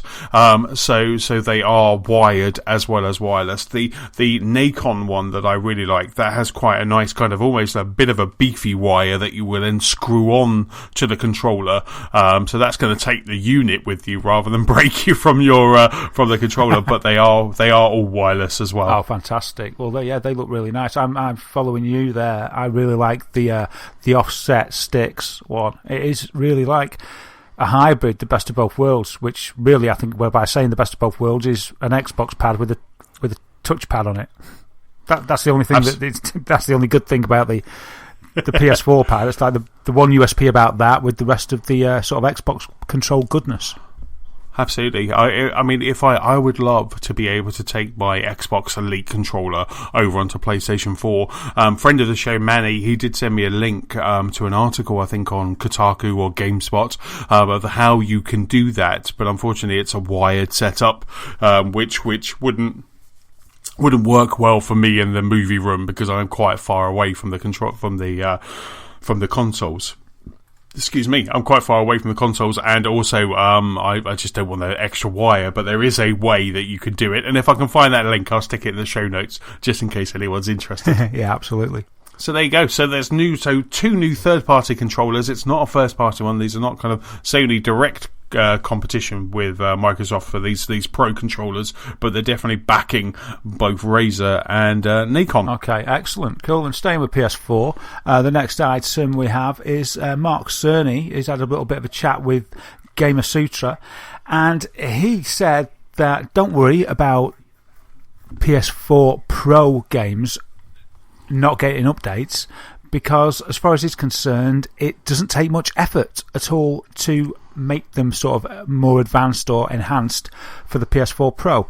He said that he looked at the maths of it. The target was to make sure, this is the quote, the target was to make sure that support for the PS4 Pro could be done for a fraction of a percent of the overall effort. And I do mean a fraction of a percent. He's done the maths, and it's 0.2 or 0.3% for these projects. So he thinks that there's no need to worry about getting enhanced editions, and like we mentioned it as well about that's going to be a lot of work for the developers. Well, Mark Cerny's done the maths, and he says it's quite marginal, the extra effort included. Now, I've got no idea about the games development side of things, so I don't know how true. Well, it must be true to a point for him to quote it, but I don't know, because surely there's going to be things like assets and textures that need working on. I don't know, but if what he says is true, then that's good news. Yeah, no, indeed, that sounds interesting. Sounds like we need to quiz James next time he's on the podcast. James, we need to have a chat with you. But no, indeed, I was watching a podcast. I was watching a podcast yesterday where they had the lead project manager for Tomb Raider on PlayStation 4, and they were talking about PSVR. They were also talking about PlayStation Pro, and they were saying about, and again, they were also saying about how that Sony contacted them very early when they were kind of creating that, so they were able to add those extra features. But the interesting thing, and I'm sure you've mentioned this before, Daz, the interesting thing was they have that kind of high visual 4K, Voodoo 4K running, but then what they do then is they lock the frame rate down to 30 frames. Right. So while you're doing, maybe you're traversing an area or you're jumping around as Tomb Raider, you can have these gorgeous vistas, but you're locked down in 30 frames. But then if you want to have silky smooth 60 frames, you can then go to your start. You can go to the option menu, pause the game, and then you can then go to 1080p, locked at 1080p, running at 60 frames. Yeah, so it's just that they got to add, rather than doing a load of like new graphics and things like that. It could be that it's simply adding these sliders for the options akin to the PC, and that's the difference. And that's what as much as I'm looking forward to the PlayStation Pro, I didn't want that. I didn't want to, because what I've always said time and time again is that I want the Xbox One S and I want the PlayStation Pro because I want the best graphics that a console can give me without the faff, without the PC kind of, is that right? Have I got the right frames? Am I running in ultra mode? All of that sort of stuff that I've heard you and other PC gamers always kind of talk about. But it sounds like I'm going to get it on the PlayStation 4 Pro. I'm going to have that option where I kind of fire up Titanfall. I mean, I'm sure there's going to be some games that are just like, here's 30 frames a second, here's Voodoo 4K, off you go, and that's it. But with Tomb Raider, because they did it very early on, I think that's why they've got those kind of two settings. Yeah, maybe that. Yeah, and that's the thing. You're going as time goes on, if there becomes more and more settings, your argument for not having a PC is going to dwindle, apart from the size, I suppose, because they're big old bulky things, aren't they, until the technology shrinks. Because I think you'd love a PC. I think you'd be okay with the faff. It's just, I think it's the aesthetics as well. You don't want a big ugly box, do you? You can't be doing with it. It was really interesting at the weekend. Air conditioner in the corner. Indeed, I got up early in the morning to play some Titanfall, and Stuart, he had bought Titanfall over on the Xbox One S. So I was then thinking, because I heard that it was HDR, so I said to him, have you fired up Titanfall yet? And because we were playing Forza on Friday night, so I said, on the Saturday, I was like, have you fired up Titanfall yet? Is it running in HDR? And he's like, I don't think so. And already I'm thinking, I'm over on PlayStation 4, I've got a week and a bit, we can change until I get my PlayStation 4 Pro, but then it could be running in HDR over on Xbox One. I tell you, it's like a sickness. I think if I had a PC, they would be constantly fleecing me for new graphics cards. I tell you, I would be constantly upgrading. I have a sickness. Yeah, I know what you mean, though. It's much more iterative, isn't it, than the consoles. I know we're getting these sort of surprising upgrades within the generation this time, but yeah, nothing like the PC market. It never stops. I mean, with the PC, there's the new cards that are out now using the Pascal architecture, the 1060, 70, 80, etc., and the Titan. But there's another. We've got, after Pascal, there's another architecture coming by 2018, or maybe just before. Volta is going to come, and that on NVIDIA's GPU roadmap looks like it's like almost flipping 50% more powerful than the existing cards. Wow. This is always pushing it, but the thing is, it all drip feeds down and goes into the consoles, etc. anyway, doesn't it? So that's the good thing. But I don't know, maybe everyone would love a PC, really. I think without the faff, maybe that's what Windows 10 is going to give us eventually, as if they can get the powerful hardware into a smaller box, and that's what consoles are, isn't it? They're not as advanced. You need time to wait, so that I think they get the best bang for buck, if you like, graphics card that's the form factor that they can fit in a box that they can make look nice, and that's what forms your console. Yeah. No, indeed. I mean, it'd be interesting, as you say, there's new technologies that are coming along. We know that there's going to be a Scorpio potentially in 12 months' time. We know, obviously, PlayStation Pro comes out very soon. I wonder what the next one after that is. Whether it's going to be a lengthy cycle. Are we going to go back to another 4 years, or are they going to try and get us to switch again in maybe 2 years' time? Yeah, Phil Spencer went on record, actually, this week saying to a media outlet, which I can't remember which, that basically he doesn't see there being another console 2 years down the line from Scorpio. Right. He said basically, he went into a bit of detail about it. He was basically saying, and I thought this made sense. He said, we don't make our profit from selling consoles. We make our profit by selling the games. He said, so it's not a good business decision for us to keep bringing new hardware, because he said that's where we make the least profit. Yeah, because they want to give you the best tech at the time so that people go wowed and go out and buy it, and I can understand that. He said the best thing for us, actually, is stay put, don't bring any hardware out, and everybody buys all the games. He said that's the best thing from a business point of view. He said, so really, Scorpio, he said, that's it. He said, we from Microsoft, or from Xbox, I don't think he could speak from Microsoft as an umbrella, but he could speak from Xbox, because that's what he's in charge of. He said, we at Xbox, we're not definitely, well, I don't know if he said definitely, but he said we're not interested in more consoles every 2 years. He said, Scorpio, that's it. So, oh, that's fantastic. And really I thought the argument, cool. I thought it was credence to what he was saying. Obviously, we don't know in the Sony camp, because obviously the PlayStation Pro is probably not as powerful as the Scorpio, so it'd be interesting. No, I think we're waiting. Yeah, I think they're waiting. They're waiting to see what the Scorpio looks like before they. My conspiracy theory there really is that they just cobbled together the Pro. They thought, as quick as they could. They thought we can get something out, so we'll get the Pro out, and then they thought we'll sit tight and wait. Yeah. So I think maybe they'll see how Scorpio goes. Give people time to buy it, see what people do, or maybe even in the run up to Scorpio's launch, maybe a month or two. Maybe then they'll reveal something.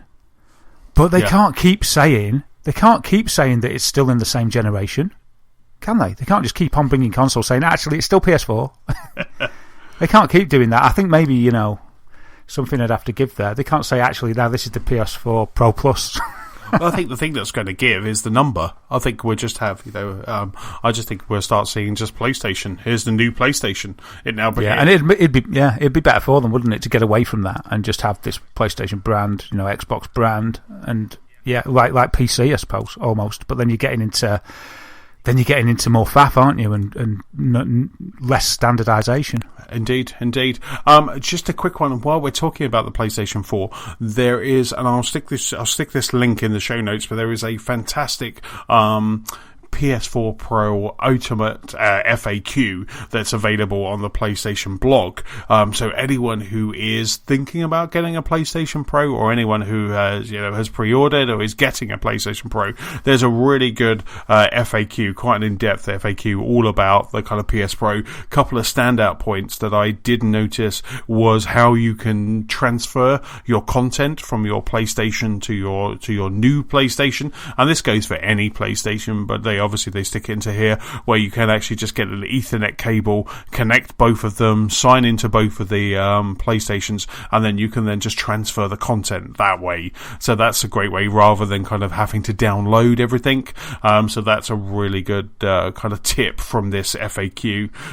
Another one was that there is anyone who is lucky enough to have a PS4 Pro and PSVR, then there is a USB port at the back, because at the moment I've got a very unsightly USB lead in the front, which is kind of leading off to that processor unit. So now there is one in the back as well, so you can kind of really tidy your wires away. And again, I'm talking, this is a very small subset of people, which is PlayStation Pro, VR, and also like tidy cables. I'm probably just talking to myself, maybe Stu as well, but there's just some really good stuff. So if you're on the fence, interested in the PlayStation 4 Pro, there is an FAQ, and I'll stick the link in the show notes.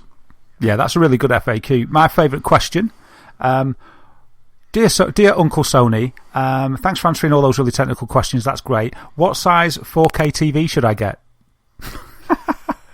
I just thought that was a classic question. It's like, everyone's going to be asking that. Yeah, just get whatever TV you can fit in your room. The bigger the better. Get the biggest you can get. Get what other one that get the TV that your spouse will agree to. Go for the big size, 75 inch, and then work your way down. As I did. Yeah. So I was like, 75 inch? No, that was too big. And I managed to get away with a 65 inch, which was really cool. 65 was good for me because at 75, that extra 10 inches doubled the price almost. Yes. And that was where the comfort, not that you can call it comfort, but that was where it was too much. Yes, absolutely. The jump from 65 beyond is just incredible in price. The jump from 55 to 65 is never normally a giant leap, but then when you go from 65 onwards, that is just such a ginormous price leap, isn't it? Yeah, I think it was like £300 or £400 to go from 55 to 65, if I remember correctly, roundabout. But then to go from 65 to 75 was like £1,200. Yeah, something like that. It was prohibitively expensive. I was like, nah. I don't think so. I mean, the only thing that they don't answer in this FAQ is what games are compatible. Are we going to get, what? The one thing that Sony have been very quiet on is the HDR games. Where are the HDR games? Every single PlayStation console now, every PlayStation 4 console is HDR compatible now. But where are the HDR games? We've got Forza, we have Gears of War, by all accounts Battlefield 1 was supposed to be HDR, but that doesn't look like it. My TV's not switching over when I'm playing it. Where are those HDR games, people? Yeah, just an HDR tech demo trailer thing would do. Yes. Just some kind of demo thing that just showed you the difference. Yes. That'd be really cool, but nothing. Nothing. It's just like, don't get it. They should have held, as far as I'm concerned, I think they should have held out on that update until they had something, and then made an announcement of the HDR update for all PS4s when they had at least just and it's like, you've got the update, and now you can also download this, whatever it will be, whether it's a tech demo in an engine or just a video clip that explains what HDR is in HDR. Yeah. For those that have got it, and they could then, word of mouth, they could show their friends and things like that. They could have it demonstrated at, the outlets around. If certain outlets might charge you to watch it, but it's 5 minutes, 20 quid. Oh, what you want to play? You want to see the HDR video on a PlayStation? Yeah, well, that's £5 a minute. Yeah. You're allowed to have one eye open at any one time, and if they touch you on the shoulder, you got to stop looking. Yeah, you got to close your eyes. But no, absolutely. I mean, whether they're waiting for the PlayStation Pro to come out, and I think probably the reason why they did that announcement was because A, they're trying to trump Microsoft. B, they're probably trying to get this firmware out, comfortable, and already so when these PlayStation 4 Pros do start hitting the network, that update's all nice and then they're happy with it. So maybe now that we have the PlayStation Pro, like I say, we can change away, then that's when maybe we'll start seeing these games. Maybe something like Call of Duty, which is Pro compatible. Maybe if you've got the standard one, you then get HDR gets activated. Who knows? I think that's the one thing I would say that Sony haven't done a very good job on is communicate those HDR games, and also and also kind of which ones are going to be 4K or even support that. Yeah, it is interesting, and maybe with the edge they've got with sales, they don't feel they have to so much. Maybe they've dropped the ball a little bit. We'll see. Right, absolutely, and like I say, we're not long away, so hopefully things will start unravelling. And don't forget, we have the PlayStation Experience is at the start of December, so we're a month away from that, so we might get some more announcements and some stuff and some more information. Maybe they're holding out for that so they can just generate hype for the start of the Christmas holidays. Yeah, I hope they get in a better mood for the next keynote. Absolutely. I mean, the last PSX was really cool. The last PSX was good fun, and there was some extra little kind of discussions afterwards and live podcasts that was really good fun. That's something I would absolutely love to go to.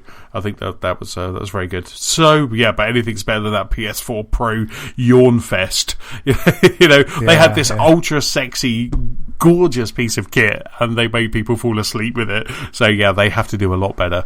Other than that, never going to understand that underwhelming announcement. I really don't. It was kind of like, here's the PS4 Pro, it's cool, isn't it? Isn't it? Look. It was very much like that. It's like, we're not, but it was very, never let Mark Cerny talk publicly ever again.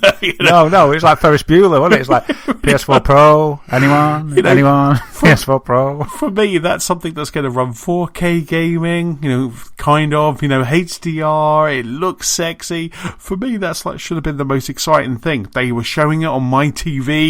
This should have been really cool, but it was a yawn fest. Yeah, it was strange. One day maybe we'll find out what happened. Maybe it was just a bit of food poisoning going around. They had to get out on stage anyway, Parks and Rec.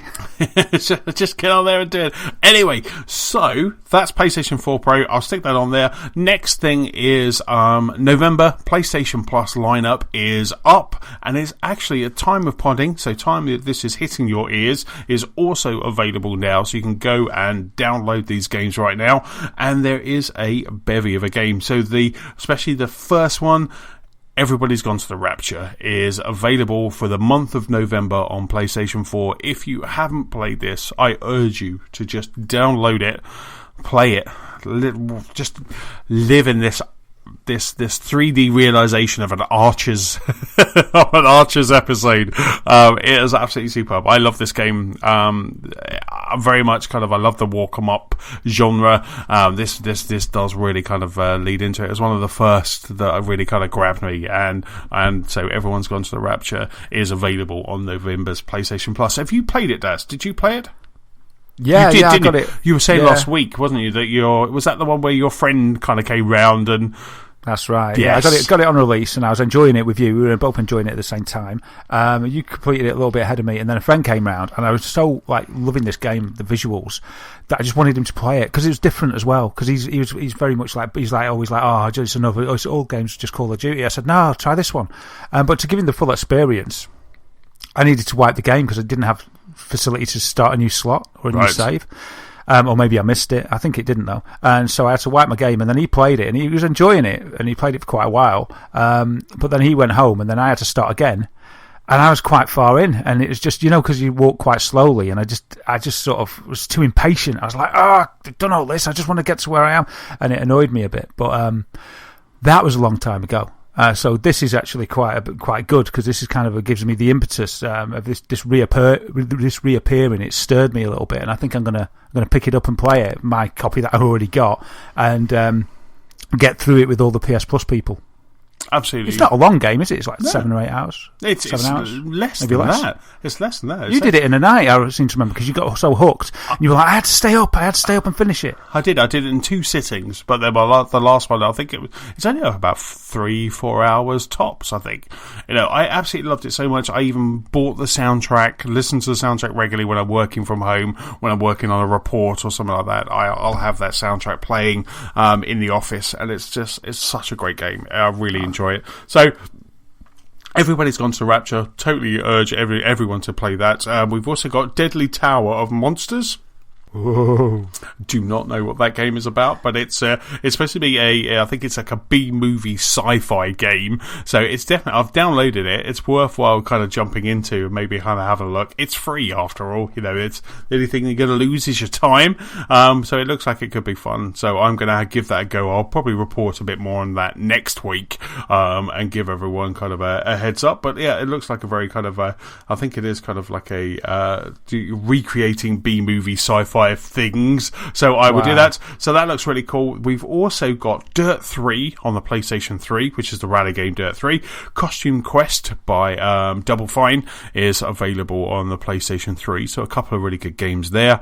Over in Vita Island, we have Letter Quest Remastered. That's definitely going to be downloaded on my Vita for my trip into London tomorrow. So that looks really cool.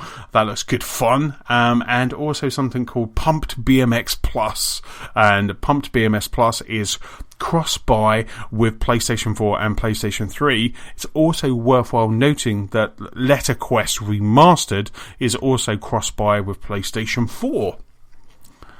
So we've got a couple of great games there to play. So really, what you've got there is 4 PS4 games with those 2 Vita cross-buy, cross-play.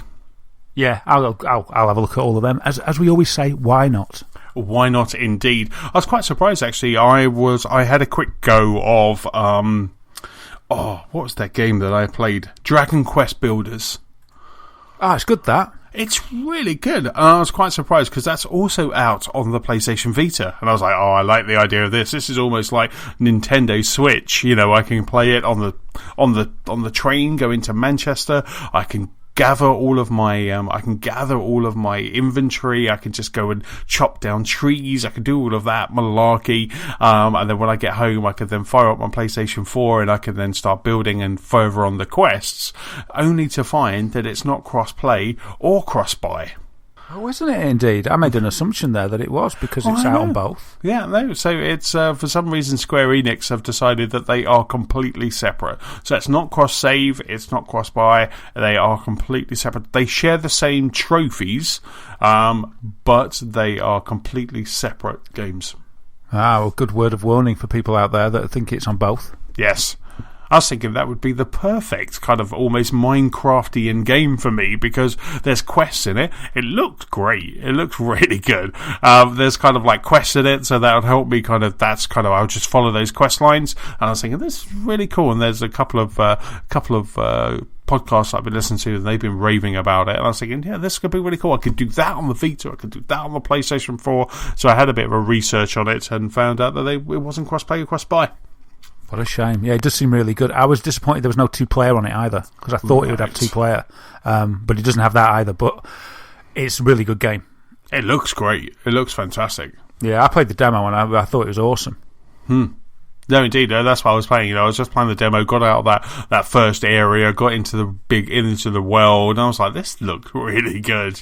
Even Nicola, I think Nicola was playing Gears at that point, and I was playing it on the PlayStation. She was looking and she was like, this looks really good. She goes, well, what are you doing? And then she started kind of, when she's kind of drawn into a game because she starts telling me what to do. Like, right, go over there. You got to go over there. You got to go and get some. Don't get, and starts having a go at me. So it's just like, I was like, oh, right, do you want the pad? Do you want the joypad? And I think I said something like, well, don't get too used to it because I want to play Titanfall. I want to play some PlayStation VR, because we've only got one PS4 because it's a sad place. That's going to have to change. Well, it will. I guess it will next Thursday if I don't trade my other one in.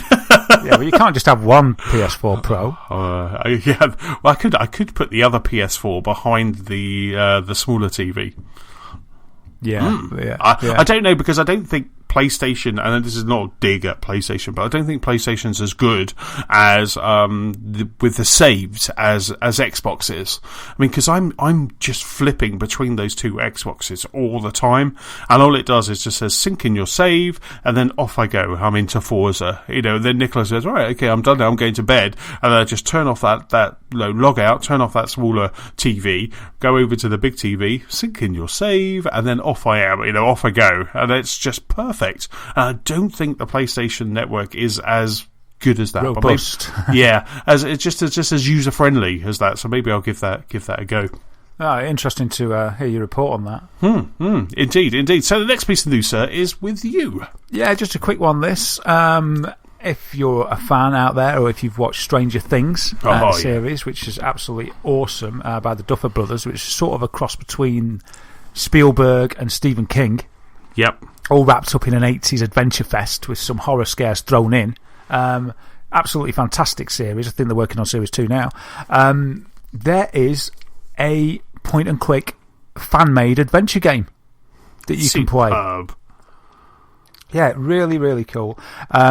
So the art style is very much sort of that Monkey Island art style. The game is based on the beginning of the show. It's based on episode 1. With a little bit of the later episodes mixed in, but apparently it doesn't spoil anything. It shows about as much as the trailer would show you if you watched the trailer. So it won't spoil anything, but you could watch it either just in reverence if you've watched it, just to enjoy a little bit more adventuring in the Stranger Things world, or it could be used, if you haven't seen the show, you could play this as sort of a little bit of a kind of playable trailer, if you like, into the game. So yeah, I haven't played it yet. It looks like it's only on PC. But I will put the link to the game in the show notes, and if you're a PC owner and you like Stranger Things and you fancy having a little point-and-click adventure in the spirit of the game, have a look, have a try, and if you like it or you don't like it, let us know. That's just fantastic. Have you seen the Stranger Things Charlie Brown crossover? No, I haven't. Oh, it's so good. I'll have to find it and put it again. Another link. It's basically Stranger Things, but done in the kind of Peanuts world, and it's absolutely superb. It is a little bit spoilery, so if you don't want Stranger Things spoiled, don't watch it.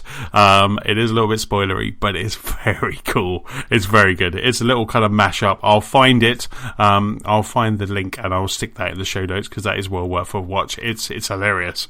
Yeah, I mean, there's some TV shows, I know they've been good because when they're finished, they leave a void that needs to be filled. And Stranger Things left a void for me, but also, to its credit, it helped fill a void that Game of Thrones left. So, right. I can't really give it much more credit than that. It's a great show. I really loved it. Really loved it. Yeah, no, it's really good. Have you started watching Mr. Robot yet? Yeah, I watched it all. Seasons 1 and 2. No, okay. Hold on. No, season 1 I've watched. Right, because I went off it at the end of season 1. Oh, okay, because we've just started season 2. We watched the first episode of season 2 last night. Because you're right, we finished Luke Cage, and we I've now got my weekly DC Fest has started this week because we've got Supergirl, and Flash. The season premiere of both of those happened last week, and oh my god, they are so good. So we got those two, and then DC's Legends of Tomorrow starts, I think, next week as well. So we don't watch Arrow, but there'll be a couple of crossover episodes, so we'll watch those. So but we needed something to kind of fill that Stranger Things kind of Luke Cage hole. So that's why we're on to season 2 of Mr. Robot. I loved Mr. Robot until I think there's the final 2 episodes, and I can't really say why I went off it without ruining it, but I didn't like it. I thought it was a bit of a cop-out, so I sort of was like, me and Claire were just like, Wow, interesting. When we wrap up, you'll have to tell me why. Cause, okay, I will. I doubt you'll agree, but I will tell you. Yes. Right. Next piece of news is with me, and that is a very quick one. It was very interesting. This week, obviously we've had Rise of the Tomb Raider has just come out on PlayStation 4 a year after the Xbox One, but earlier this week somebody on a subway in Montreal had a PowerPoint presentation up and running which had it was a splash page going through all the features and functions of a new Tomb Raider game. This new Tomb Raider game was called Shadow of the Tomb Raider. So obviously it could be a hoax, it could just be someone messing around. But Kotaku had also had sources earlier that week that were saying that there is a new Tomb Raider game happening, and it was called Shadows of the Tomb Raider. So with that and this, it looks like we are going to get another one, which obviously we kind of knew because Rise of the Tomb Raider was so good. But it's going to be called Shadow of the Tomb Raider. Wow, cool. So there you go. So it looks like it's... Sorry, go on, mate. I was going to say, this was in Montreal. It was like in kind of downtown Montreal. So it looks like it could be that it isn't going to be Crystal Dynamics, that it will be kind of Eidos Montreal that are kind of looking after it rather than Crystal Dynamics. Yeah, that's what I was going to say when I rudely interrupted you. Sorry about that. Yeah. So, and it seems that Crystal Dynamics are also working on a Tomb Raider game as well. Double the fun. So there you go. So we're going to get 2 Tomb Raider games come in, and this one in the short term, Crystal Dynamics get even longer on this other one. So that's awesome, isn't it?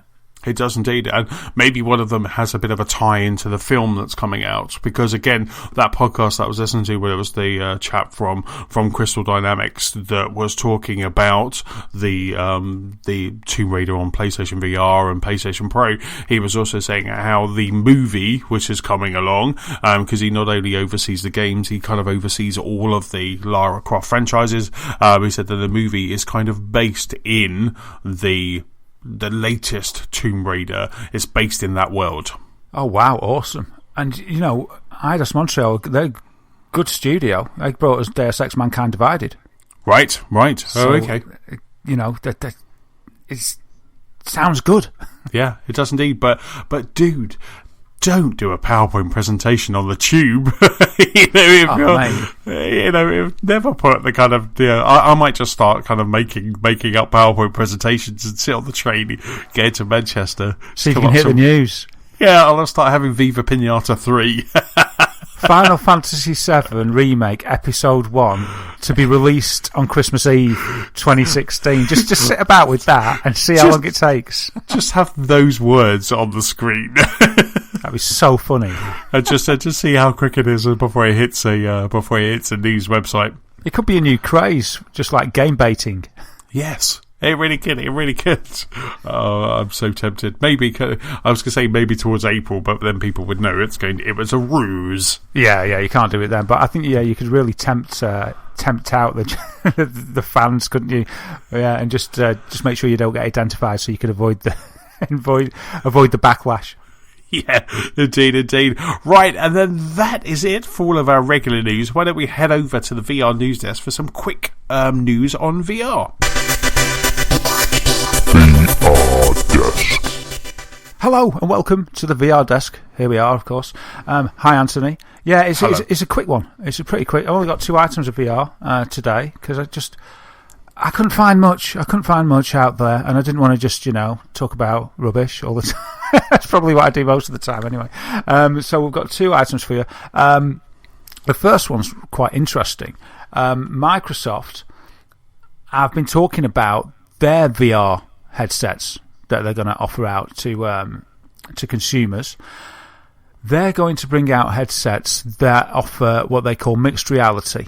Now, they've got a strategy for this, and it's not all about HoloLens, apparently. They're going to offer several different models, the cheapest of which they're going to bring out at only $299, which is pretty cheap for a VR headset.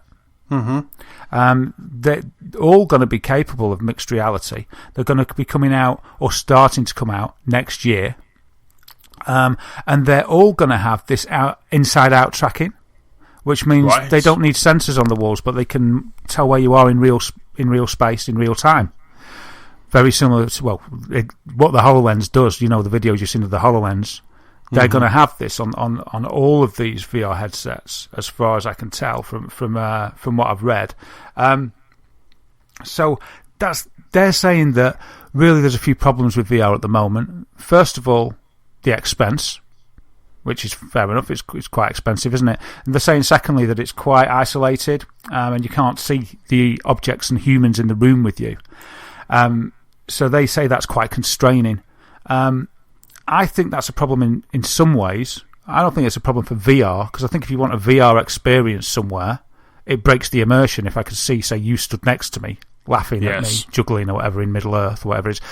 I think for some VR experiences, you want to just be there. But if you're talking about mixed reality, then it's kind of a necessity to see the real world, because that's the idea of mixed reality. So I'm sort of with him. It is expensive, and I applaud them trying to bring the cost down, which it seems they're trying to do. I'm not on board with VR being a problem, being isolated, but I think, for mixed reality, it's by the very nature of its name, it's mixed, isn't it? So that's why you need to see humans and objects in the environment that you're in.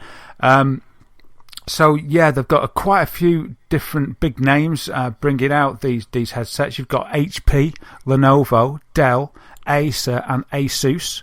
They'll all be shipping these VR headsets, and they're all going to be capable of mixed reality next year. So not long to go. It's quite exciting, really. The guy is the head of the. I think you'd call it not the HoloLens project, but it's sort of their holographic. That's it, Microsoft Holographic. I couldn't get that out then.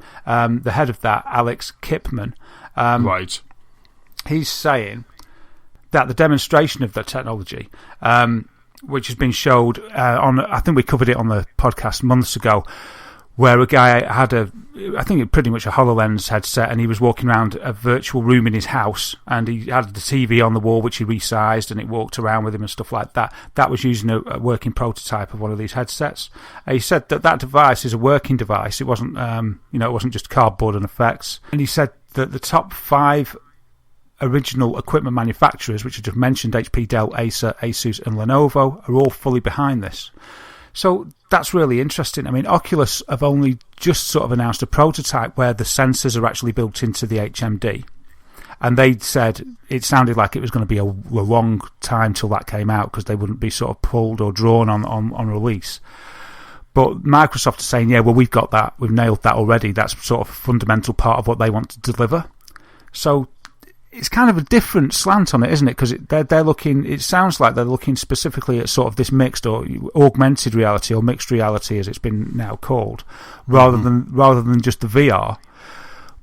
But then to just add another layer of complexity to what the actual message is, the first wave of devices that they're bringing out, you don't look through them. Like the HoloLens had sort of glass that you saw through.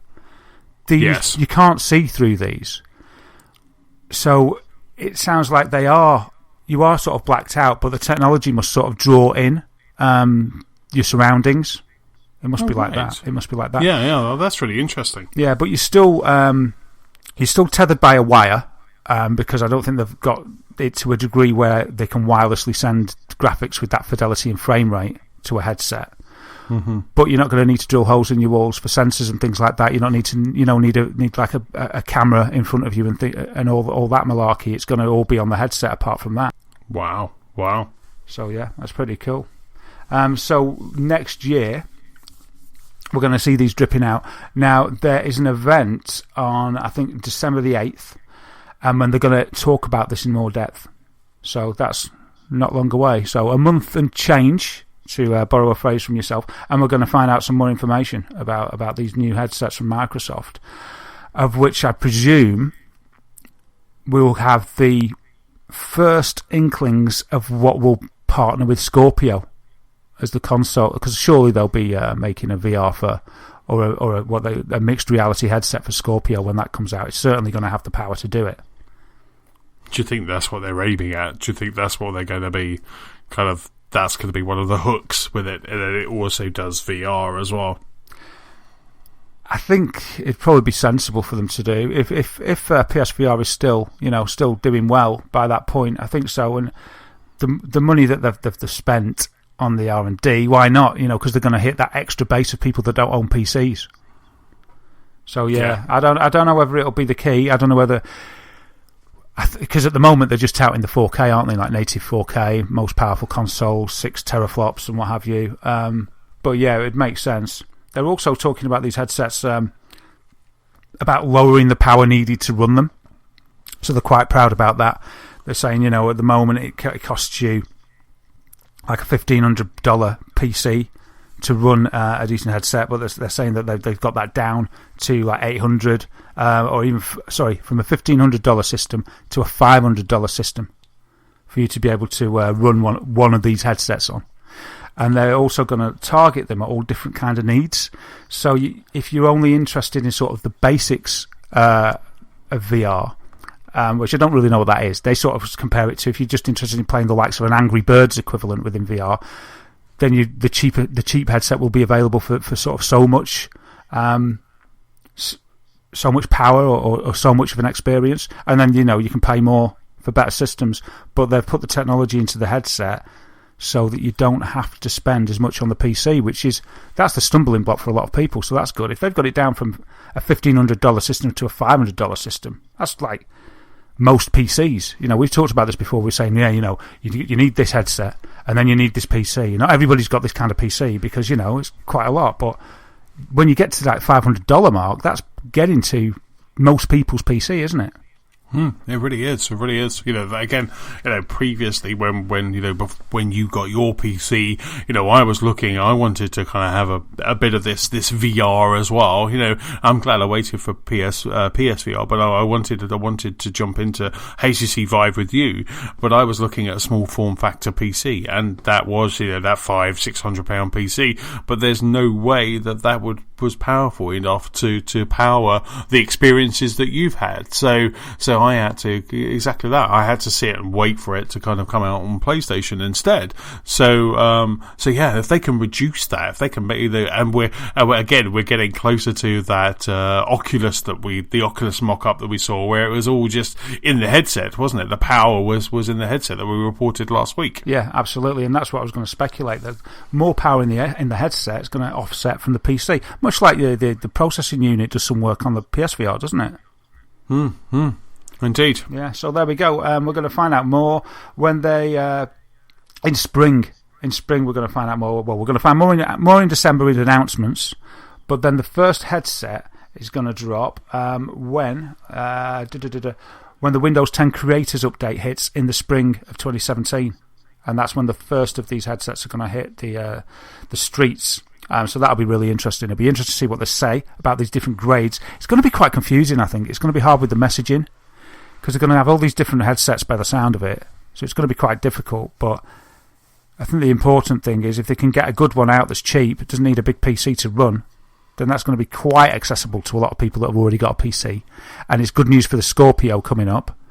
We'll just see what happens. It'll be very interesting. It's funny, though, because you don't really get much processing power in the Oculus and HTC Vive, and they cost a fortune. So there must be something about their technology, unless they're maybe subsidising it. So either something very special that they can get the tech into the headset cheap, or they just subsidise it to get out there. I don't know. You never know, do you? No, absolutely. But it'd be interesting to see, like I say, so it's the developers conference, it's the Windows 10 developers conference, where we're going to potentially hear some more about that. Yeah, I think that's December the 8th. That's on. So then, I'll come back here and we'll have some more concrete information about it, and hopefully some clearer information about the different levels from like your $299 entry level upwards, what they can do, what the differences are, and maybe a bit more information about their perceptions of VR versus mixed reality, whether this device does both or whether it's just mixed reality. And I'd really be interested to see some more demonstrations of what they call the inside-out tracking, where just the headset itself knows exactly where you are with no need for any extra sensors, because I just think that's quite magical. Yeah, absolutely. That's fantastic. That sounds really good. That sounds definitely. We'll have to report back on that. I mean, it's also kind of while we're chatting about kind of VR different headsets. I did notice that Battlezone over on the PlayStation VR, that they have their patch. They have the first patch since they've gone live, and one of the features in the patch is that they're going to be grabbing the power of PlayStation Pro and enhancing the visuals of the game. So we're already seeing that PlayStation Pro is making VR games look better. We're getting a graphical boost on Battlezone if you have a PlayStation Pro. Cool, as it should. Otherwise, it would be difficult to sell it, wouldn't it? It's great that they're doing that. I hope that happens to Arkham VR, because that little bit will just make that game that will make that game so good. Every little helps. I remember in the old days with my Amiga 500, and I had Operation Wolf, which I loved. And I went round to my mate's house, and he had a 500 meg. What do we call it? RAM pack or something in them days. So we had like an Amiga 1000 once he'd added this in, and he put Operation Wolf in, and it was so much better. Oh, wow. It was so amazing. There was like box crates dropping all over the place, and like extra rockets and extra jeeps like just driving around everywhere. I was like, wow. I went home, and my Operation Wolf was just so drab in comparison. So that's the difference you want, isn't it? That's what you've got. You've got the RAM pack boosted version. So, and it's great that you've played it from the off again, because this is another example of where you're going to see the difference. Just how much that Pro is going to give you. Absolutely. It will be sweet like bacon. Sweet as bacon. Nice one. Thanks for that, mate. Yeah, talking of bacon, this is the best VR experience yet. We've got virtual bacon. Oh, yeah. I mean, what more could you want, hey? So Actual bacon? bacon is getting the VR treatment. As Hormel Black Label Bacon, they've unveiled the Black Market Bacon Experience, which is amazing. So this will send you into Hormel Black Label's world of bacon. And in there, you can shop for bacon within the world of bacon. So this... Is it narrated by Kevin Bacon? Oh man, they missed a trick there. No, it's not. It's not, unfortunately. Damn it! It's got a Reggie Watts experience where he makes music while cooking bacon, using the sounds of cooking bacon to make a song, which I watched not in VR, but I've seen it on YouTube, and it's it's fairly good. And also, you can go into different worlds. So. There's all these different worlds you can go into and explore the world of bacon, and then if that wasn't enough, at the end of exploring the world you can order some bacon and get it delivered as well, all through VR. Because why would you just go down the road to the shop when you could do this? Nice. What do they say? We are proud to advance our mission of celebrating the exceptional, pushing bacon forward and bringing better bacon into more homes with new distribution channels and buying experiences, they say. The bacon needs of consumers and Hormel Black Label bacon customers are constantly changing, prompting us to create experiences that deliver beyond their expectations. Wow. So all you need to do if you want to experience it is go to blacklabelbacon.com. I'll put a link in the show notes. Go on there. At the moment, it's only on smartphone for the VR experiences, but if you use an HMD like Google Cardboard, you can then go and navigate 4 immersive bacon worlds. So you've got the dark woods, there's a volcano, there's the salty sea, and the darkness of outer space. And you can go in there and you can unlock and purchase different varieties of bacon in VR. There you go. There's also a limited number of free custom bacon-scented Google Cardboards available, so that you can be even more immersed with the fourth dimension of bacon smell-o-vision while you're exploring the world of bacon. That's just so cool. Amazing, that, isn't it? Absolutely. Bacon.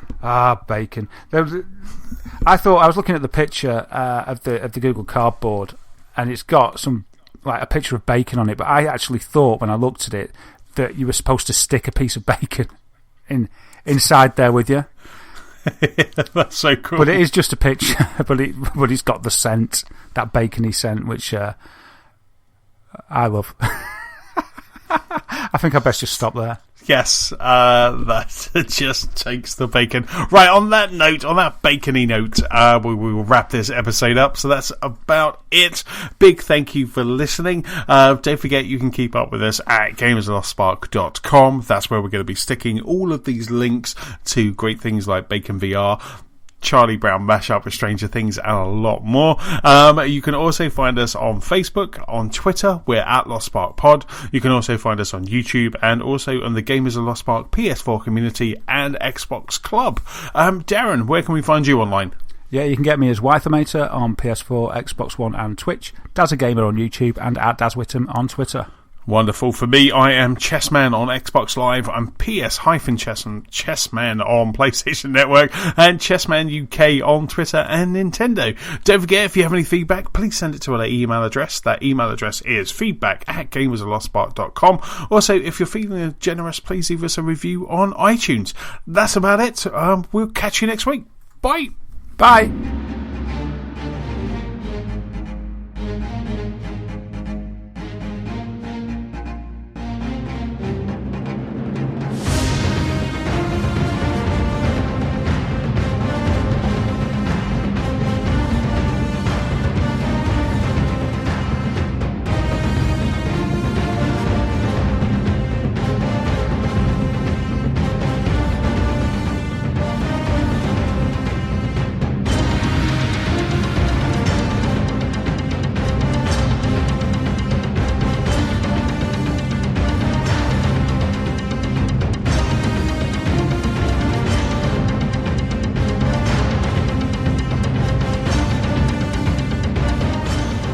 Oh man, I'm never going to do anything like that again. That was the worst. That bacon thing is the worst VR thing ever. Oh man. It was a fun last episode, like the quirky stuff at the end of the news. It was terrible. I should have left it out.